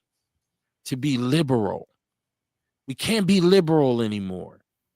People need to look up what liberalism really is. Is it to be liberated? Well, tell me more, Kev. No, it's pulling me into this hole, the same hole you be in on YouTube. That's what I'm getting sucked into right now. Tell me more. They can be liberated. There's that, right? All right. No, but that's not liberalism. Is actually like a political ideology, and it supports certain things. So you started to talk about. As a matter of fact, I'm going to read the definition. Don't take my word for it. Thank you. Because I keep seeing what white people play with words. Like we talked about their assault on being woke, right? And so now we were using this terminology in our community forever, like to say, hey, I'm no longer metaphorically asleep and blind to what's been happening to me, meaning I'm gonna do better. I'm aware now. And so we would say woke. I'm woke. We're woke. But they took that and they applied this kind of stigma to it, and now there's an attack. So liberalism is a political and moral philosophy based on the rights of the individual, liberty, like you said, Courtney, to liberate. So liberty is in there. Right. Consent of the government, political equality, the right to private property, and equality before the law. Liberals espouse various and often mutually varying views depending on the understanding of these principles, but generally support private property, market economics, individual rights, including civil and human rights, liberal democracy, and the role of the law and economic and political freedom of speech, freedom of the press, and freedom of assembly, and freedom of religion. Okay, liberalism is frequently cited as the dominant ideology of modern history. Okay, I don't know if people understand what all that means. Break it out, Cam. So what that means is this is a set of political beliefs that basically says people, like you said, should be free, should have a say-so on what the government does. We should have private property. We should have equality. We should have all these different things. That's what it means. But what they do is they paint people who want to take rights from people, who want to invoke conservative ideologies. And since we're going to do liberalism, let's do conservatism, right? Talk about what that is and what they support. Tell me more. Because it's the same thing, it's just on a different side. So conservatism, hold on, let me open this up. Conservatism is a cultural, social, and political philosophy and ideology that seeks to promote and preserve traditional institutions, customs, and values. The central tenets of conservatism may vary in relation to the culture and civilization in which it appears. In Western culture, depending on a particular nation, conservatives seek to promote and preserve a range of institutions such as the nuclear family, organized religion, the military, the nation state, property rights, rule of law, aristocracy, and monarchy. Oh, they care about that bullshit over there. Okay. Conservatives tend to favor institutions and practices that enhance social order and historical continuity. Social order, motherfuckers. And traditional continuity. I say continuity. So that means conservatives want things to be how they were. Now let's look at how things were in the United States. How about progressiveness? The progressives, don't leave them out. Well, we're just looking at liberals versus conservatives right now, because what the attack is on the woke and the liberal. Now, one thing I've spoken against ultra liberalism, because in my opinion, that takes black people and gives them this victim. It makes them feel like we're victims, and it makes us say, "Oh, woe is me. Oh, poor black guy. Oh, you never had a chance. Oh, I want to give you welfare. You poor Negroes. Oh, you can't help yourself. Let us help you," which basically builds up a dependency on the tit. Just give us what the fuck y'all owe us. That's right, but that's not ultra liberalism. That's more progressive, as Dion was saying. That's more towards progressiveness, because that's more towards us saying, you know what, fuck all the mercy and shit. Just give me what you owe me. Right? Don't put me on welfare. Just straighten the shit out so I can do what I need to do for myself. Right? I wouldn't need welfare if the opportunity was equal. If there was really equality, I wouldn't need special programs. We wouldn't need affirmative action if shit was fair.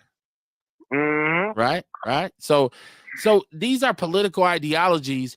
And if you listen at how the powers that be play with them, and this is all going back to somebody like Orlando, who will play with you utilizing these terms to further confuse, which makes what Kamar said even more true.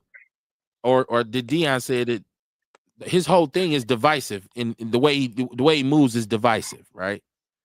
This is meant to divide people. Oh, you're liberal? Oh, you believe in this? Oh, you ain't with us.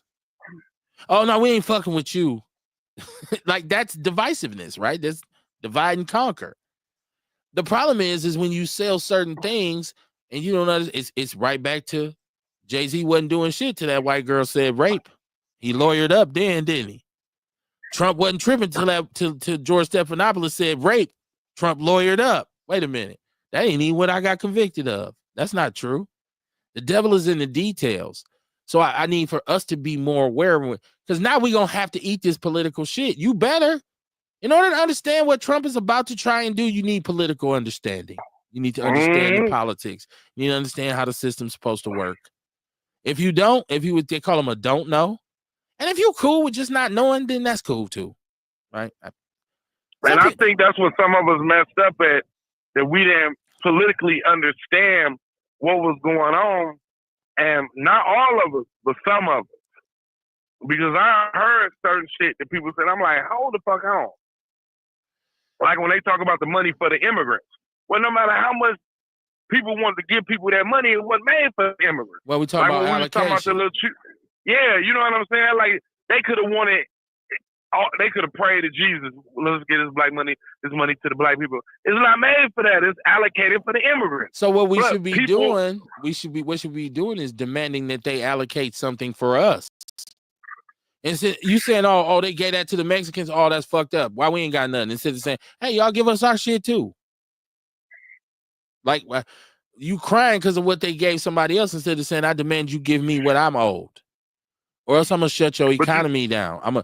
Because the only boycott that we gonna ever be able to do that's gonna be effective is an economic boycott. You ain't gonna outgun them. You're not gonna outshoot them. You're not gonna outbomb them, but you can stop spending your money with them. And I bet you they come knock on your door then and say, hold on, what y'all had said y'all wanted? But you know what? You need to stop buying Big Macs? What the fuck going on? I was listening to somebody the other day, and what they said made sense to me. And they said white people economy been going on from 1619 all the way to today. Our economy just started in the civil rights, when we was able. And then I started going back and looking. Like last night, I fall asleep at night listening to certain shit. No, I ain't gonna get into details, but some of that. And I was listening to sharecroppers, and they was down there in Louisiana, and they was talking about how at the end of the year at the harvest, they just broke even because the landowner, because when slavery ended, the people didn't want the people on their land, but the slaves was like, hey, we ain't got nowhere to go, blah blah blah blah this, blah blah blah that. Anyway, so they was like, a lot of times we wouldn't make a profit. We would just break even. And you had certain families that was able to make somewhat of a profit, but the majority of them weren't able to make a profit. I was like, damn, you know what I'm saying? And then so when you sit back and look at that with Jim Crow and all the other shit, like black people really did start, and I'm not going to say all black people. Let me not say all. So let me emphasize that again, all. But a lot of our families and a lot of black people weren't start able to accumulate none and start making none until the civil rights legislation. So you had white people that had this, I'm talking about generations head start on us. And our economy is, basically infantile. That's why. The only reason I would disagree is because even if you look at the economies of those like those little small towns, because we didn't own anything, we spent our money with them. We just didn't have any rights. So you shopped with the white grocer. You shopped with the clothing place. Like you bought your supplies. We didn't own manufacturers. So if I had a farm, I had to buy my seeds from the white man. I had to buy but if my he tools. Getting over on you. Hold on. I'm saying, but that's still a contribution to the economy. That's where the black dollar becomes important. That's where you start to say, hey, look, and even before that, you can't say we didn't have anything to do with the economy because we provided free labor, which made their economy pop even more. They had no overhead. I'm talking about our economy, not their economy, our economy, where we could build generational wealth in our community. And like I said, it made sense to me that it didn't really start until the civil rights movement. Because when I look back on the 30s and the 20s and you know what I'm saying? Because people, they really, and see, that's another reason why they want to go against the woke. Because slavery, if we can sit up there and be like, blah, blah, blah, this, that, and that. It wasn't that long ago. Us three right here. I'm 47, you 49. I don't know how old Kamara is, but we damn near all three of our ages go back 150 years. That's damn near almost the time when slavery was around. You understand what I'm saying? No, so even when you back than that, we go. So if you go from 1865 to 1965, that's 100 years, right? Right. So 1965 to present, what's that? What, about 70? Somebody was born in 1965. Let me see. I'm 47. So what is they, like 53? Going on 65, 60 years, some 65, 60 years. Yeah, okay, yeah, 160 some years. So we are still in our infant stage as far as trying to grow in America. You feel what I'm saying? I think the point you're missing is you're depending on what they tell you about us versus the reality, because Black people have been empowered for a long time, because my family has owned their land before, like 100, almost 200 years. Land has been in our family. There, if you go south and you look, there were Black people who owned land and had farms. It was far and few in between. Well, no, not really, because hold on, because Black Wall Street existed before the Civil Rights Movement. Wall Street was doing a Jim Crow era. Well, but it existed before the Civil Rights Movement. The Civil Rights Movement comes in at the end of Jim Crow. So they ain't the same thing. It's a result of Jim Crow. So, and there was many Black towns and Black townships before the Civil Rights Movement came. They want you to think we never had a dime to a dollar. They want you to think we never had shit. Just like somebody told me one time, what you got to realize is even back in the days, all Black people wasn't slaves. There was free Negroes back then. Yeah, up north. But they don't want to tell. In the East, in Virginia, there was Black people who bought their freedom in the South. There were some Black people who bought their freedom in the South. They don't tell you that because they don't want you to know that, because they want you to think we ain't never been shit until the 60s. That's just not true. Well, slavery was a law then. So I don't know back before what they call that, before Reconstruction, because they was kidnapping. That's how that movie 12 Years of Slavery came around. So they was kidnapping motherfuckers from when they stopped legally importing slaves. They were going up north kidnapping people and enslaving them. So when slavery ended, as far as when Abraham Lincoln did whatever he did, I can't think of the name of it right now. The Emancipation Proclamation. The proclamation. When slavery ended as a law, then that's probably when niggas start buying their freedom. But how can you be a free? Dion, that's not true. That's not true. Well, I don't know. No, historically, it's inaccurate. You can find several. First of all, people keep talking about the South.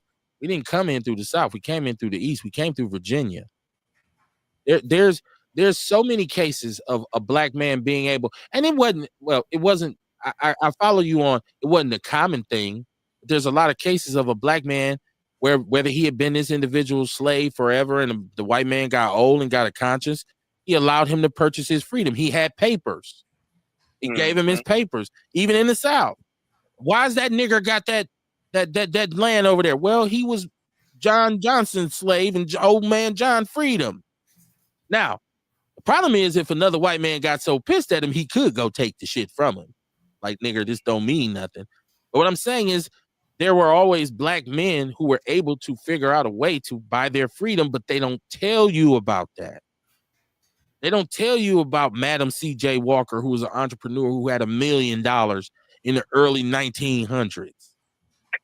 They don't tell you about, Black industrialists. There were. They don't even tell you about John Johnson, who started Ebony magazine in the 40s. During Jim Crow, transitioning to the Civil Rights Movement, he was one of the reasons that it kind of happened through Jet magazine. Look up John Johnson, who started Ebony. In the 40s, he did this. And he did it because he said, hey, man, there's black people who are living, but nobody knows about it. He went into places where it was high class black people, and the rest of the country said, where this shit at? Mm-hmm. I didn't know we was doing this. They didn't know black celebrities existed. They didn't know black people was touring the country, making money, dancing and shit. What? They write music? They making records? John Johnson said, we are. Here go the photos. Here's the proof. Millionaire in the 50s. And he assisted with the liberation and supported and reported on the liberation of a lot of African colonies that were colonialized by European nations, Ghana, Nigeria. He was at all, when they got free, he was at all this shit. Like, yeah, and showing it in Ebony magazine and showing it in the Jet magazine. But you never hear nobody talk about him, do you? Never hear nobody talk about him. They want you to focus on Puffy. They don't want to tell you, we've been great. We've been great. Most of the shit we got in this country, we either had a hand in inventing or we invented the shit and they took it from us. But they don't want you to know about your greatness, because what that does is it'll make you stop killing yourself. It'll make you stop disrespecting your community. It'll make you start to believe, well, I can't do shit. Fuck it. Why not? I quit. And then you just subjugate it. So we have to get past what they tell us and start trying to figure the shit out for ourselves. That's one of the ways they keep you mentally enslaved, thinking you can't do nothing because you don't know of nobody who done something. You can't find the example, right? Now, Dion, I'm not agreeing with you. We've been through some horrific shit, like Jim Crowism. There was with the Civil War and Reconstruction and all that shit's real. All that happened. But I'm trying to tell you, even back then, there was black people who were saying, nah. See, they make us think every black person back then was yes or no, sir, boss. I hear people always talking about, well, why black people never fought for their freedom. You know how many black people got hung because they said, fuck this bullshit? Murdered because they stood up in them little southern towns saying, hey, man, we should be able to vote. One of the most egregious cases is the black preacher, I believe it was in Alabama or Mississippi, where he was getting the town together and a white man literally walked up to him in front of the courthouse on a sunny day, shot him in the head and killed him. Just because he was telling he was a prominent pastor. There were many preachers who done that. Martin, Martin is his rap name, but Brother Michael King got the camera. He got in front of the camera and people say, oh, what a nice looking black man. Oh, he speaks so well. And he's upper crust. You know where Martin Luther King came from? An affluent black family of clergymen. They had money. They was Huxtables. They won't tell you that. You ain't never seen nobody talk about Martin Luther King came up struggling in the hood. No, they had money. His family was prominent. You know what I'm saying? So they would make you think none of us, we was just this poor, beat down group of people who was, oh, Lord, oh, Mr. White Man, please kick me again in my ass. That's what they want us to believe. So that's why I'm always like, nah, we just got to look and say, nah, that shit ain't true. That's not accurate. And it should give us motivation to try and find some way to get through this shit. That's why I know we're going to be all right with this Trump shit. If anybody going to survive this shit, it's going to be us. And that's why me and Kamar was saying, black people chill with this shit about we're going to be slaves. Trump going to get inaugurated. Once he get inaugurated, we're going to be slaves by the end of the week. People talking about there's going to be signs up in the window saying no colors allowed. Most niggas mental slaves now. Okay. Shit, you talking about we gonna be slaves. Most niggas already slaves. That's why people, Dion, when you talk about Project 2025, a lot of people say, well, they've been doing this shit anyways. Why we tripping at did Project 2025 been going? Right. Some people would say since the 40s. They've been on, and then I think a lot of the stuff that Trump talking about is probably shit that they've been on anyway. It's their agenda. They probably was been finna stop food stamps and shit. You know what I'm saying? It ain't just him. Well, the talk of Social Security collapsing has been that's been a conversation for a long time, because it's like, how sustainable is it? Versus one of the things that ruined industry in America, a lot of people don't know, is the benefits. The reason why the auto industry started building factories in Mexico is because when you had these American people who had these unions and said, I got to get, even when I don't work for you no more and I retire when I'm 55, you got to take care of me for the rest of my life. Motherfucker, you ain't worked here in 45 years and you still getting a check. So they said, fuck that. We go down there in Mexico. They don't want no goddamn, they just want to work. Right. Be taking it. They wouldn't. So that kind of ruined industry in America. A lot of people don't know that. Like even right now in Milwaukee, one of the biggest issues that we have with our budget in the county is the pension.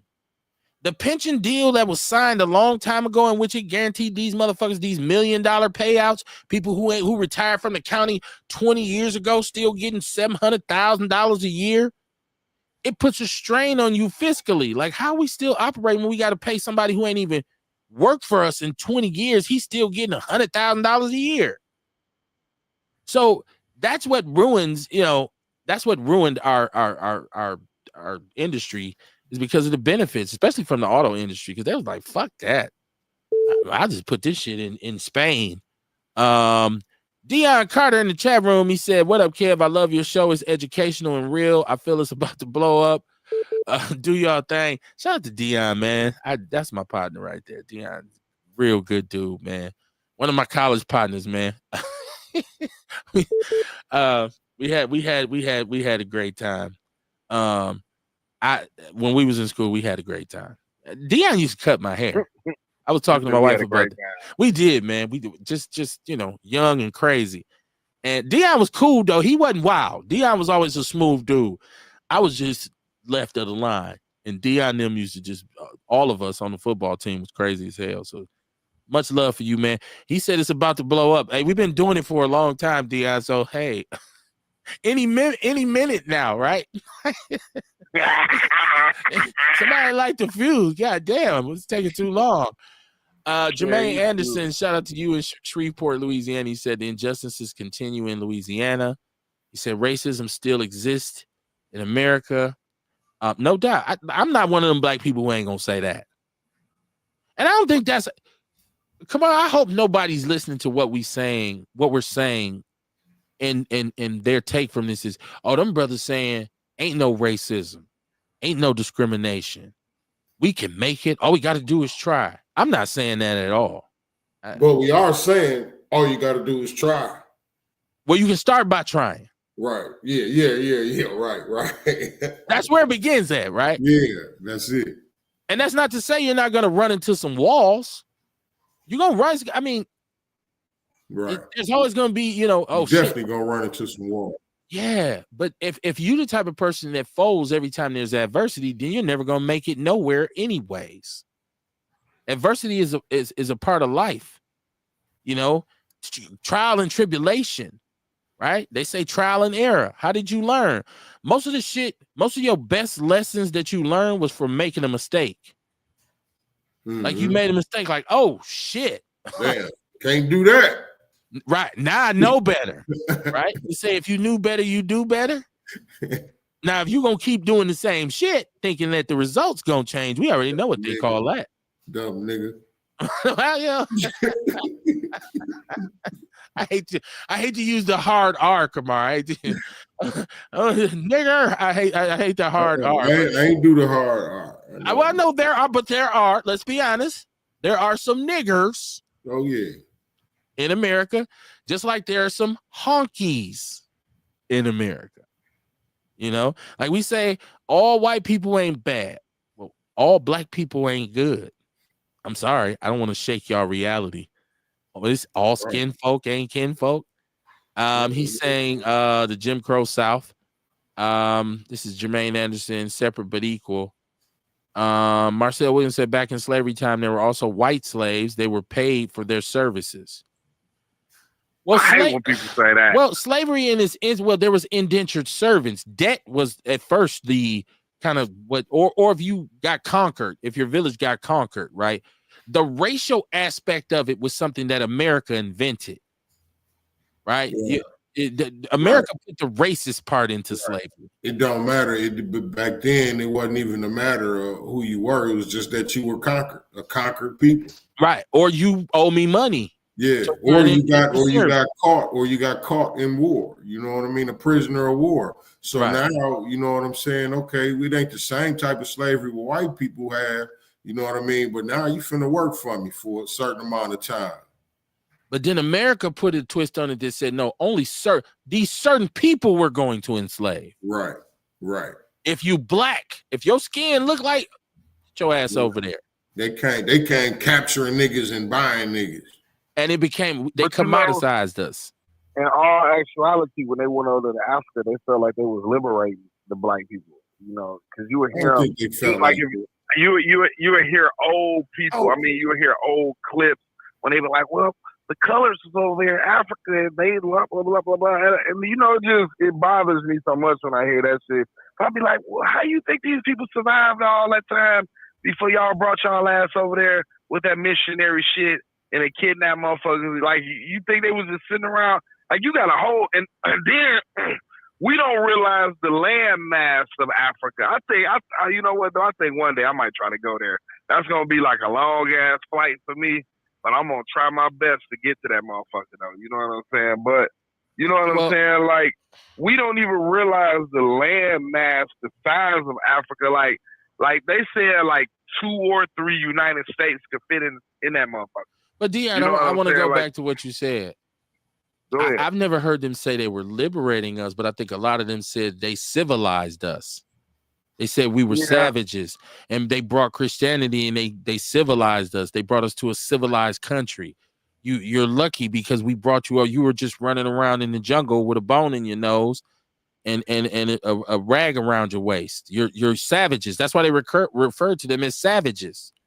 We're going to civilize you. So I don't know if they thought they were liberating us. I think they thought that they were civilizing. They was getting some niggas to work for them. That's what it ultimately. That's what they was doing. They knew what the fuck they was doing. They wasn't stealing us and shit and killing niggas. You know what I mean? Just to give them a better life. Get the fuck out of here. Yeah. Wasn't no liberating about it. They was stealing niggas to make them work. It was a market. It was a thing. It was there. It changed. It wasn't about liberation. They knew what the fuck was finna happen. It changed the economy though, Kamar. It shifted things. Yeah. I'm just talking about because you said they thought some of them probably thought they was liberating us. And I'm like, no, ain't no way in hell they could have thought they was liberating. They knew what the fuck was finna happen. If they said that, I'd say you lying. I'd say you lying if they said that to me. Like we was liberating y'all. I'd be like, you lying. They knew what the fuck they was finna do. Jermaine said Martin Luther King stood for freedom. He did. Okay, I don't want to take. It's like Rosa Parks. Rosa Parks, first of all, I found out something very interesting. He said, y'all know Rosa Parks' husband had a car, right? Why was she on the bus? Rosa Parks. Rosa Parks was she was affluent. She wasn't poor. Her husband, they owned a home. They weren't poor. As a matter of fact, there was a young lady who was actually arrested for not moving on the bus prior to her, but the movement didn't get behind her because she was poor. They didn't want that to be the image. So even in that regard, like, you know, we're saying, okay, well, what actually happened? What happened with the civil rights movement that made it effective was the bus boycott. There have been civil rights. The Niagara Convention, which brought forth the NAACP, was what, 1914? There was always a crusade for, hey, we need equality. We need equality. And the South was like, hell no. And then when they stopped riding the buses and showed that our dollars make sense, they say, hey, well, shit, y'all can ride on the bus. So that should have been the blueprint for the whole thing in the first place. Okay, economic boycotts. But you know, Kev, you know, our people just never understood that every war is economical, really. Every war, like, you know what I mean? And we don't understand that it's being waged on us right now. Okay. Got us buying all kind of dumb shit, you know what I mean? Buying into the Christmas holiday, spending all our money up just so we could work all year to get out of debt from Christmas and to go back into debt when Christmas come again and all this. It's an economic war being waged on us now. You know what I mean? We talk about the different roadblocks that black people got that a lot of white people don't. You know what I'm saying? Yeah. I like that. Yeah. I like that. I like how you put it into that, because attrition is part of it. So if I run out of money, I can no longer afford to fight you. Right. So it's he who lives, if you last the longest, right? Yeah. You know what I When mean? you go to court, when you warn in court, who got the longest money could pay these lawyers the longest. That's a lot of the reason why you can't go to court. You can't sue a big corporation and shit. They will tie your ass up in litigation for years to come, and you ain't got that bread. Sure, like.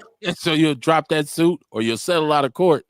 Yeah, you can't get lawyers to fight cases against the hospital or the police. This is a good one right here. Martin Luther King changed America as far as race relations. Did Martin do that? Did it ever change? No. Oh man, this is a good one. I'm gonna tell you why it's interesting to me. Because Martin Luther King, the Civil Rights Act was 1963, 1964. I always get the year fucked off. That was the first federal mandate in which they outlawed discrimination and whatnot, civil rights. And a lot of people say, well, that was a turning point for us. But then somebody on this show made a great distinction in that just wasn't black people. That was women. That was, other minority. Well, when that was passed, gays wasn't really, it wasn't.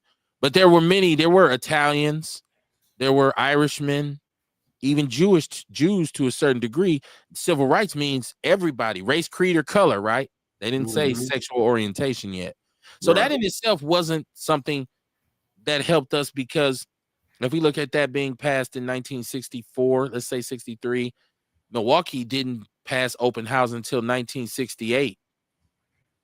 And the Brown versus the Board of Education, which outlawed discrimination in schools, was 1955.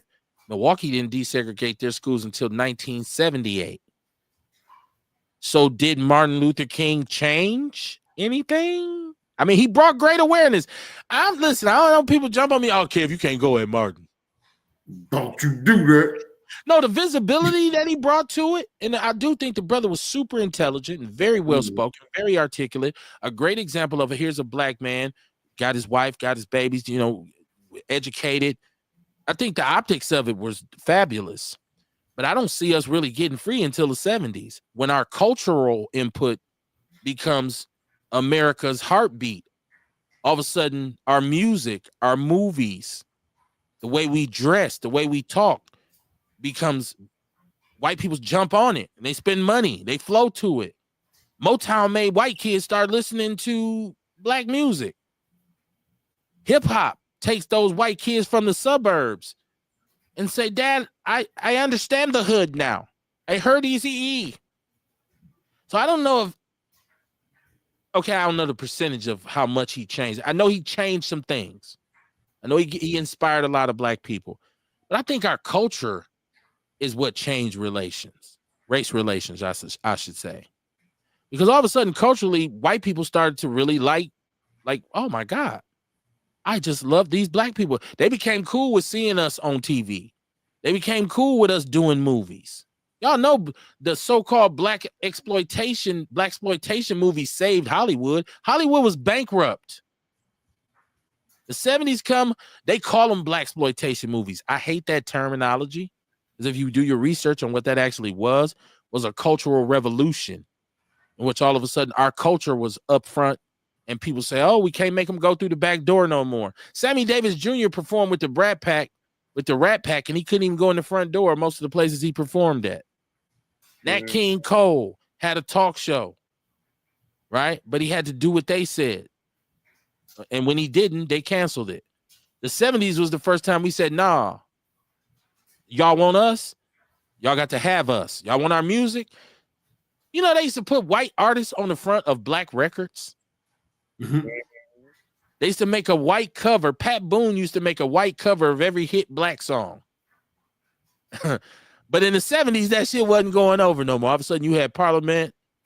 All of a sudden, you had Earth, Wind, and Fire, the Ohio Players, and Stevie Wonder, Motown goes to a whole other level. Marvin Gaye revolutionizes music with social commentary. So that would be a great debate. The impact of the civil rights movement versus the 70s cultural movement. Which one changed race relations the most? I don't know. Y'all just gave me a great idea, man. I fucked with y'all. I fuck with y'all. Now, my next thing is, because we ain't got that much time, believe it's 9:50, right? Who'd have thunk it? How this shit go so fast, right? Let me see, because I got to get this one off.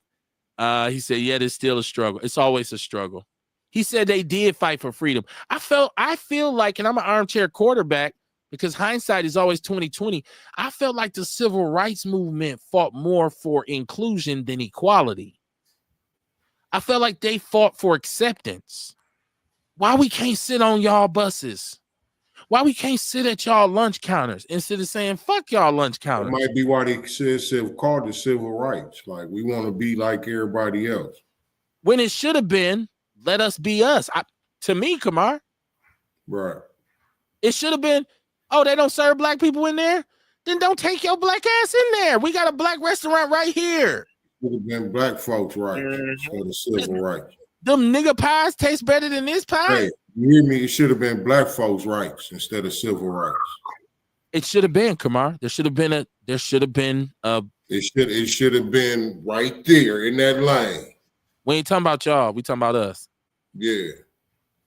But we was saying, no, we want to be friends. That's that inclusion shit again. You know what I mean? Yeah. That's how we keep getting fucked all the time.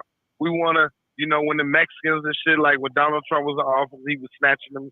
The Mexicans talking about, look at the babies, they're dying with their parents. And like, I'm black. I don't give a fuck about no Mexicans, no motherfucking Haitians, no Africans. No, everybody got their own struggle. You know what I'm saying? Like we got our own shit. You know what I'm saying? Well, like, I care about people in general, but my first concern is us. That's why I say I'm not racist. I'm prejudiced. I prefer black people. I prefer black music. I prefer black food. I want black people to win. Like and there's nothing wrong with that. To me, there's nothing wrong with a prejudiced white person. The problem comes in when you're a racist white person, because that means you're going to take opportunity from me. If it's even Stevens, I ain't got no problem with it. Shit, let's see who's gonna outwork who. But they say who really wants it. Though. It never is even Steven, because they know they can't fuck with us. He said voting rights, they paid the price as blacks. But was that Martin Luther King though? Because the NAACP was fighting for voting rights before Martin Luther King came along. I'm not trying to discount him. I just think he was a hell of a representative for this whole movement. I think it made sense to say, no, let him speak for us. I ain't got to, but in his speech, what did he say? He said, when white boys and black girls and when these white children can, he had a dream that black boys and white boys and black girls and white girls could hold hands. I think his dream should have been, I want to see black girls and black boys holding hands in that order. Yeah. Because their agenda was to split up the black boys and black girls. Yeah, they didn't want segregation. They didn't want integration at all. And see, that's what I was saying earlier when I was talking about us being in the infantile state. Because if you think about it, we were in an infantile state to even try to integrate. We didn't have I'm not going to say we totally didn't, because people be like, oh, yeah, we had a black bank and a black school, but we didn't have enough to compete with them. We didn't have enough black financial institutions. Politically, we weren't strong yet. Yeah, we did marching and all that, but we weren't politically strong like we should have been. What? Don't you think our schools would have been stronger had we just said, we're going to pour into our schools? We're not going to see. We start crusading to go to their schools. We start saying, no, let us go to y'all schools. It's just like the impact that integration had on black economics. Yes, that's because what I'm saying. We should have never integrated. Yeah, we shouldn't have forced it on them. I could see how they would resist. So instead of that, we should have said, they was mad. So we should have said, no, you know what? Y'all ain't got to let us in y'all store. We going to start our own stores. We'll start now. People say actually shit, Kev, we had stores. You know what I mean? And that was the problem. When they did that shit, we quit going to our stores and we start going to their stores. There you go. Yeah. We had our shit. But they say that part. I never said that before. That part. I hear it all the time. He said, he said, right, they're keeping themselves like that. This is Jermaine Anderson. He said, sometimes we keep our minds enslaved. Well, you know what? It's easier. It's very easier. I mean, very easier. It's very easy it's much easier to not give a fuck. It's so much easier for me to say, man, fuck it. Because think about what it takes to actually care, Kamar. Think about what it takes to hold yourself responsible. Mm-hmm. Think about what it takes for you to stay focused and stay disciplined. Now you got to work. It takes a lot. Instead of just saying, fuck it, I'm just going to do whatever. I don't give no fuck, right? Like, and sometimes I say that's a cop-out, right? It is.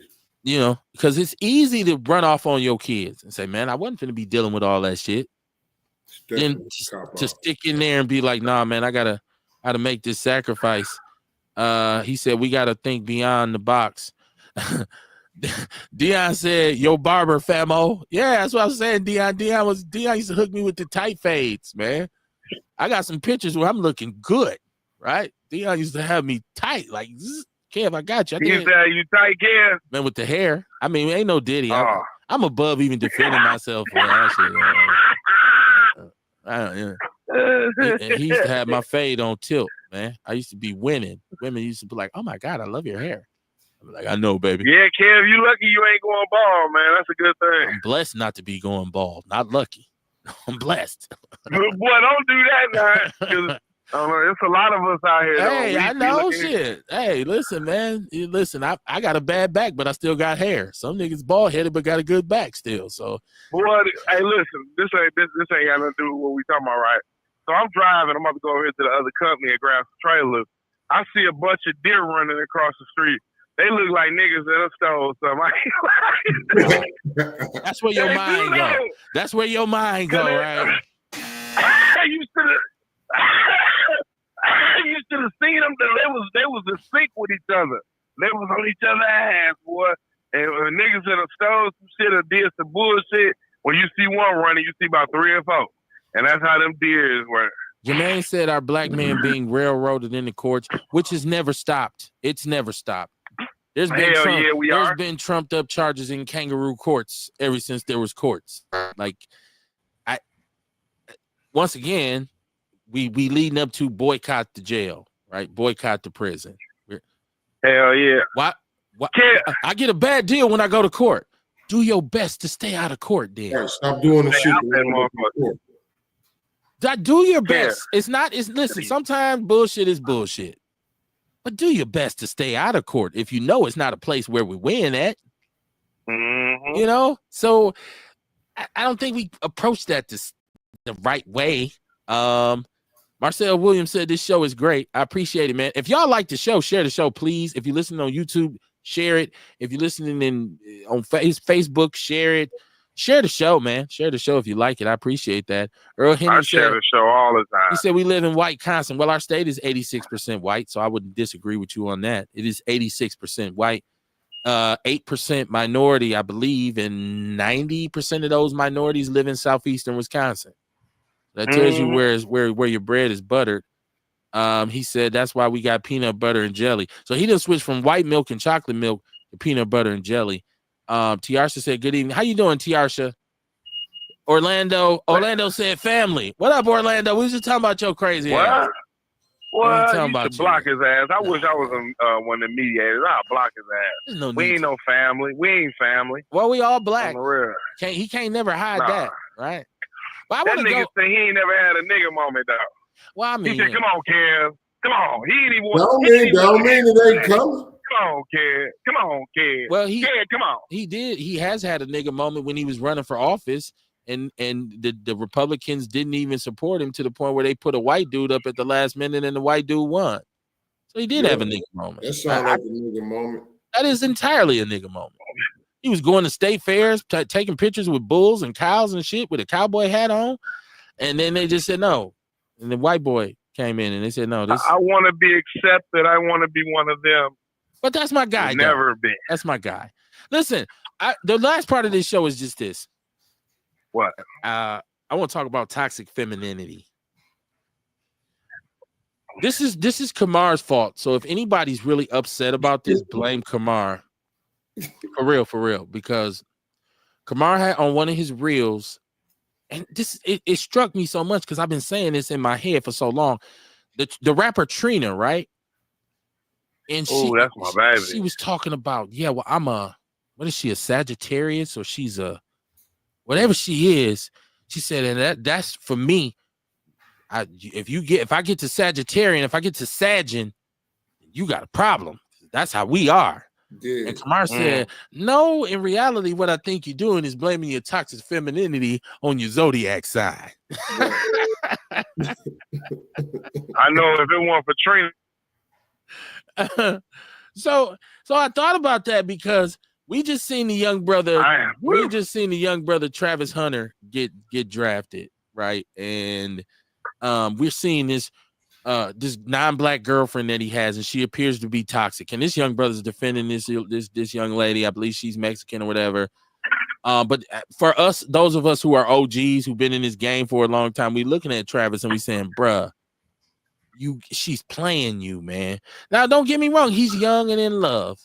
And then we look at Remy Ma and Papoose, who me and Kamar years back, and Kamar, I just seen this one of the instrumental people on this show was my wife's cousin. I just seen her this weekend at my mother-in-law's service. I put a post up on Facebook. I said Papoose is a cornball. You remember that? Yeah. And females were going in on me all day. Papoose is black love, and Papoose I said he's a simp. He's getting played. This, and we spoke to it, and then we started to see when Remy Ma, I don't know the ins and outs of their relationship, but her toxic femininity was put on blast fully, right? Because she's stepped out with this other dude, and this dude sat with you through a bid.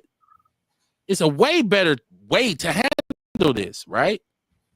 We saw that, and then I seen Brittany Griner, and this story is in the People's News Network. She was married to a woman at her first wife, and they went and got a sperm donor, and they were only married 28 days, but she was pregnant with twins. So Brittany Griner said, I got a problem with this. That's a man. I'm not their dad. Damn. I won't. She had a DNA test done on the twins and said, those are not my kids. But guess why she did that? Because she accused this girl of not utilizing the sperm donor that she had picked. It wasn't about her fertilizing an egg. She said, no, I suspect that you're pregnant by your ex-boyfriend, not the sperm donor that I picked. Right. So she actually had a DNA test done, and they said, well, it was the sperm donor you picked, so you are the father. Damn. Brittany Griner is a man, though. She's not. Biologically, she's not a man. I seen the picture of her with her shirt off, too, and I was in disbelief, like, whoa, that is a whole man chest. But we don't know what pills she's taking. I don't know what, My point is, there is a such thing. No, for real. There's a such thing as toxic femininity. Like, I know women like to paint the picture of men being the source of all the evil and the problems. And I seen Tracy Ellis Ross talking about the fact that she's 50 something and has been single forever and never had a child. And she said, no, she's a lousy bitch. That's why. Well, I'm not going to say that because I don't know her personally. But I think when your femininity gets to a level where no man can deal with you and you want to say it's men's fault, I want to say it's your fault. I want to say it's your toxic femininity. Just as I would say to a brother who would say, bitch, I can't fuck with a bitch because well, maybe your masculinity is a little toxic. Maybe you overdoing it. Men supposed to be masculine. I'm not saying you're not, but there is such thing as toxic masculinity when you want to domineer over a woman where you're beating on her, Man, I ain't exploiting going her. for that. Yeah, You don't have to. You don't have to go for it. You don't have to go for it. You don't have to go for it. That's what I'm saying. Because a real nigga supposed to you can't say I'm not going for that and then say you right. Yeah, you can't do that. You know, kicking a woman in her ass ain't right though. No. I agree with you. Well, that's toxic masculinity, and then saying that I'm justified to do that because I'm a man. I fired her in her mouth because I'm a man. That is toxic. But see, now I'll fight you with this one right here, right? So I don't believe in physical discipline for our children, but we sit up and down and whoop our kids' asses where that we disciplining them. So back in the days, you know, shit, to whoop a woman ass, you was disciplining her. So I mean, which one is it? That is the thinnest argument. Hold on. First of all, you can't compare disciplining a child to disciplining an adult. Because if you beating on a grown woman, you ain't disciplining her the same way you are with a child. Because and first of all, let's talk about when you physically discipline a child, first of all, you should never do it out of anger. Right? You should never. I agree. You should never just. Yes, I'm gonna beat your ass to teach you a lesson, because there's many ways to teach a lesson without me kicking you in your ass. Usually, physical discipline or redirection comes when there's a repeated pattern of behavior in which you have to set a kind of thing with your kid to say, listen, you're gonna do what the fuck I tell you to do. I'm not whooping your ass to make you bow down and comply. I'm whooping your ass to know I can't do that, because there's real consequences. And that is a lesson for life. Certain shit you can't do or you shouldn't do because it's real consequences. Now, saying to your woman, I'm whooping your ass to discipline you, that's toxic, because that's manipulation. That's what they call gaslighting. That's what they call gaslighting. So that's not a good argument for that, Dion. That's not. My point is that women right now, there's this narrative being sold that it's us, that we're black men, we're so bad. Like it's hard to find a good black man. And there ain't no black man out here and this and that. But a lot of times it's the woman. You're alone because of your own doing. It's your fault. Mm-hmm. It's you. Because you can't find a man to handle you. Why a motherfucker gotta handle you? That's the problem. Right. That's the problem right there. You want a motherfucker to handle you. You already fucked up. Or not you already fucked up, but you know what I mean? You know you got some fucked up ways that you feel like somebody else got to deal with, but you completely wrong. You have to learn how to act. Mm-hmm. I'm going to make up an excuse to be able to mistreat you. I'm going to mistreat you because you can't handle me. Like Dion just said, I'm going to whoop your ass to discipline you. You're going to learn to do what the fuck I say. It's all toxic. You're going to learn today. So Orlando, I'm assuming this is you calling in. You got about 2 minutes. What you got? Oh man, it's all good, fam. Dion just don't know. He don't know no better. You gotta pray for that brother. He's still in his infant stage. But nonetheless, we got individuals out here who definitely are toxic, be it male and female. You think you need to beat a grown woman? Something wrong with you, man. You didn't mean to say that. The Republicans be whooping their woman's ass. Yeah, there's a lot of them that'll whoop their ass. That's a weird thing to try to. You support that? You support that? Nah, you support that? Yes, you do. You probably a terrorist in your household. No, this is you, Dion. You use the weirdo. I know. I'll let you take that. You want to hold it, brother. But nonetheless, I know. Brother, man, you always got good commentary. We don't agree, but you definitely come out the flake house sometime. I got to make sure you got no sugar booger on your face. Bro. Oh my God! Oh my God! I like that. Y'all hilarious. You two niggas need a podcast. All right. He said he had sugar booger on his face. Gotta make sure he ain't got none, because he gets some wild stuff sometimes. You can't take that stuff serious. But I do say this, man, Kev, me and you my man like 50 grade. They ain't gonna never change. But I will say this, man. You're definitely right. There are some toxic females. There are toxic men. We need to learn first boundaries, and it comes first and foremost when you have 2-parent households, man. You gotta reestablish that. When you have, you more times than not, you'll see that in broken families and not attached 2-parent families. That's my comment. Well, I wanted before you go because I'm about to get off, but I got to get you because I seen you put this stat up talking about 93% of the increase for Trump voterism was in southeastern Wisconsin, in Milwaukee County, right? That's what you said, right? Right. But Trump lost Milwaukee County. So what I was and just hold on, and that increase in black votership has been so overstated by the Republican Party. It wasn't even that significant. It wasn't enough to even turn the tide so that he could win Milwaukee County. So I felt like you was playing with the numbers and you were kind of manipulating the numbers to help support that narrative that black people supported Trump, when the reality is we overwhelmingly did not. Even with the increase,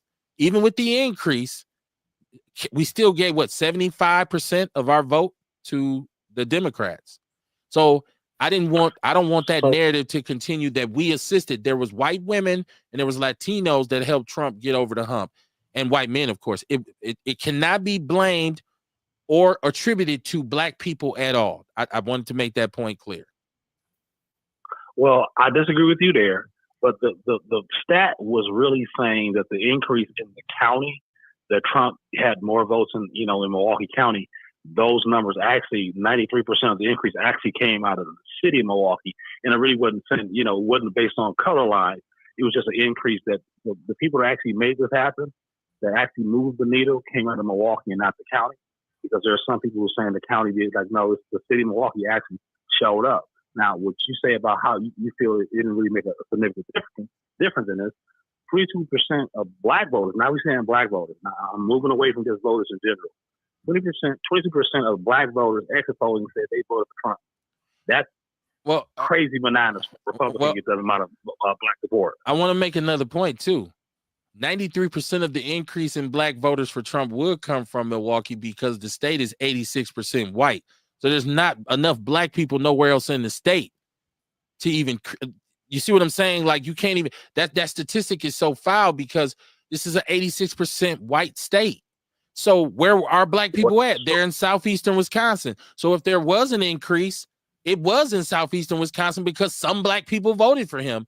So it's a misnomer to say, hey, we helped Trump. It sounded like you was trying to say we helped Trump win Wisconsin when we didn't. Well, I am saying that, but overall, I'm not saying the black vote only. That statistic said 93% of the increase in Milwaukee County for Trump, not based on color line. I thought you said black. Okay.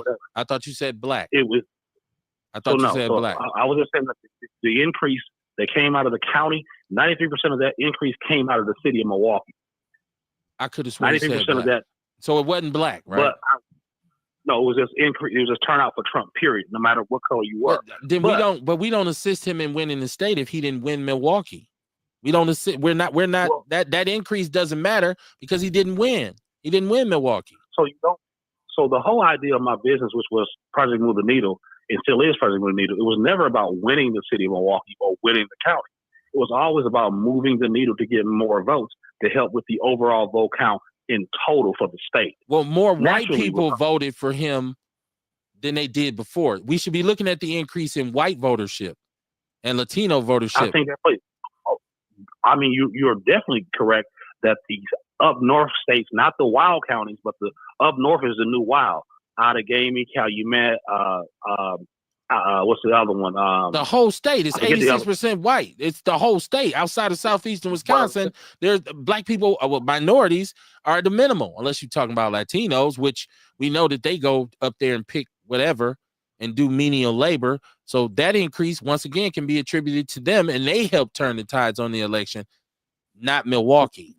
Even if you don't do black, I don't think you can count Milwaukee as we helped him win Wisconsin. You got to count that because, again, you look at the overall, again, the turnout as far as how many votes actually came out of Milwaukee, on top of the number of people who did not vote for Kamala Harris, both together combined yielded a very, let's say a better outcome for Trump.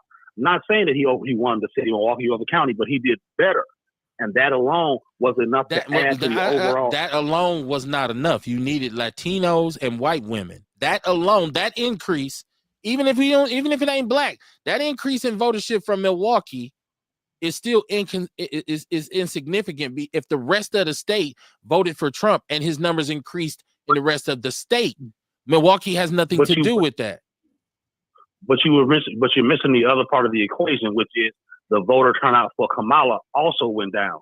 So you look at the net gain and the net loss. Well, it couldn't have went down because this is the first time she ran. It couldn't have went down.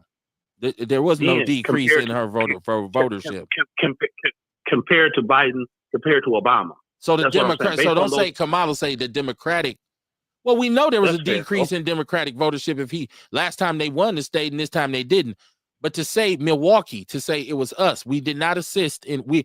Trump is not our president. Don't blame it on Milwaukee. We could agree to disagree there, but the numbers in Milwaukee were better, and she performed worse. And he still lost. They were better, and he still lost in Milwaukee. Who's that? Trump. Well, again, it was never a question of winning Milwaukee, Kev. I feel you. That what's your argument? I hear what you're saying, because you're saying it was about the increase. It ain't about Milwaukee. It's about the increase, and the increase in votership in Milwaukee assisted him in winning. What I'm saying to you is the increase in Milwaukee was not enough. That's not what pushed him over the hump. It wasn't Milwaukee. It was the rest of the state. Fair enough. It was the rest of the state. Fair enough. You're right. It was the rest of the state. The overall count. You're right. It wasn't alone. But it needed something had to happen in Milwaukee for black people or Democrats to come out 97%. That would have hurt Trump. In fact, like you said, it came out like 80-some% or maybe low 90. Well, no, it was 70-something. You said 93% of the increase. It wasn't 93% votership. It was, you said 93% of the increase. What I'm saying is that if the black vote, Democrat vote didn't come out, let's say black vote didn't come out 94% plus or 96% plus, anything less than that in the black vote for a Democrat is a losing number for Democrats. They needed to be at 97, 96 in there. She only got 92 or 93. So once again, what you should have said is the increase in votership for Republicans in the state of Wisconsin, not Milwaukee. I think you should have left Milwaukee out of it. Now, but I do get if you just want to say, hey, there was an increase in Trump voters in Milwaukee, but he still lost. Because that's what we did the work at in Milwaukee. That's what our team were on the ground in Milwaukee. And it didn't work, though. It didn't work. It didn't work. Well, actually, it did, because if you look at the numbers, Trump did better. That did work. Yeah, but he didn't do enough. He didn't do enough to win. So anything other than a win is a loss. Second place is the first loser. I mean, again, in politics, it's not like that, my friend. When you look at the overall turnout, this is not about just this is not a winner take all county by county. This is a total. I don't think y'all did any effective work down here because we here didn't vote for him, and so y'all work didn't work. We actually most of us, you still have no stronghold for Republicans in Milwaukee. It's a Democratic city, and it's if you look at it now we can get into quality of party, but if you look at it, how many Democratic mayors have we had? And we're usually the only thing that counted that is when we get a Republican governor. So y'all have no stronghold here, which is why they want you Negroes to beat the pavement for them. Say, hey, go get those Negroes to vote for us. It just so happened that they got a boost from Latino voters and white women that I don't even think they anticipated.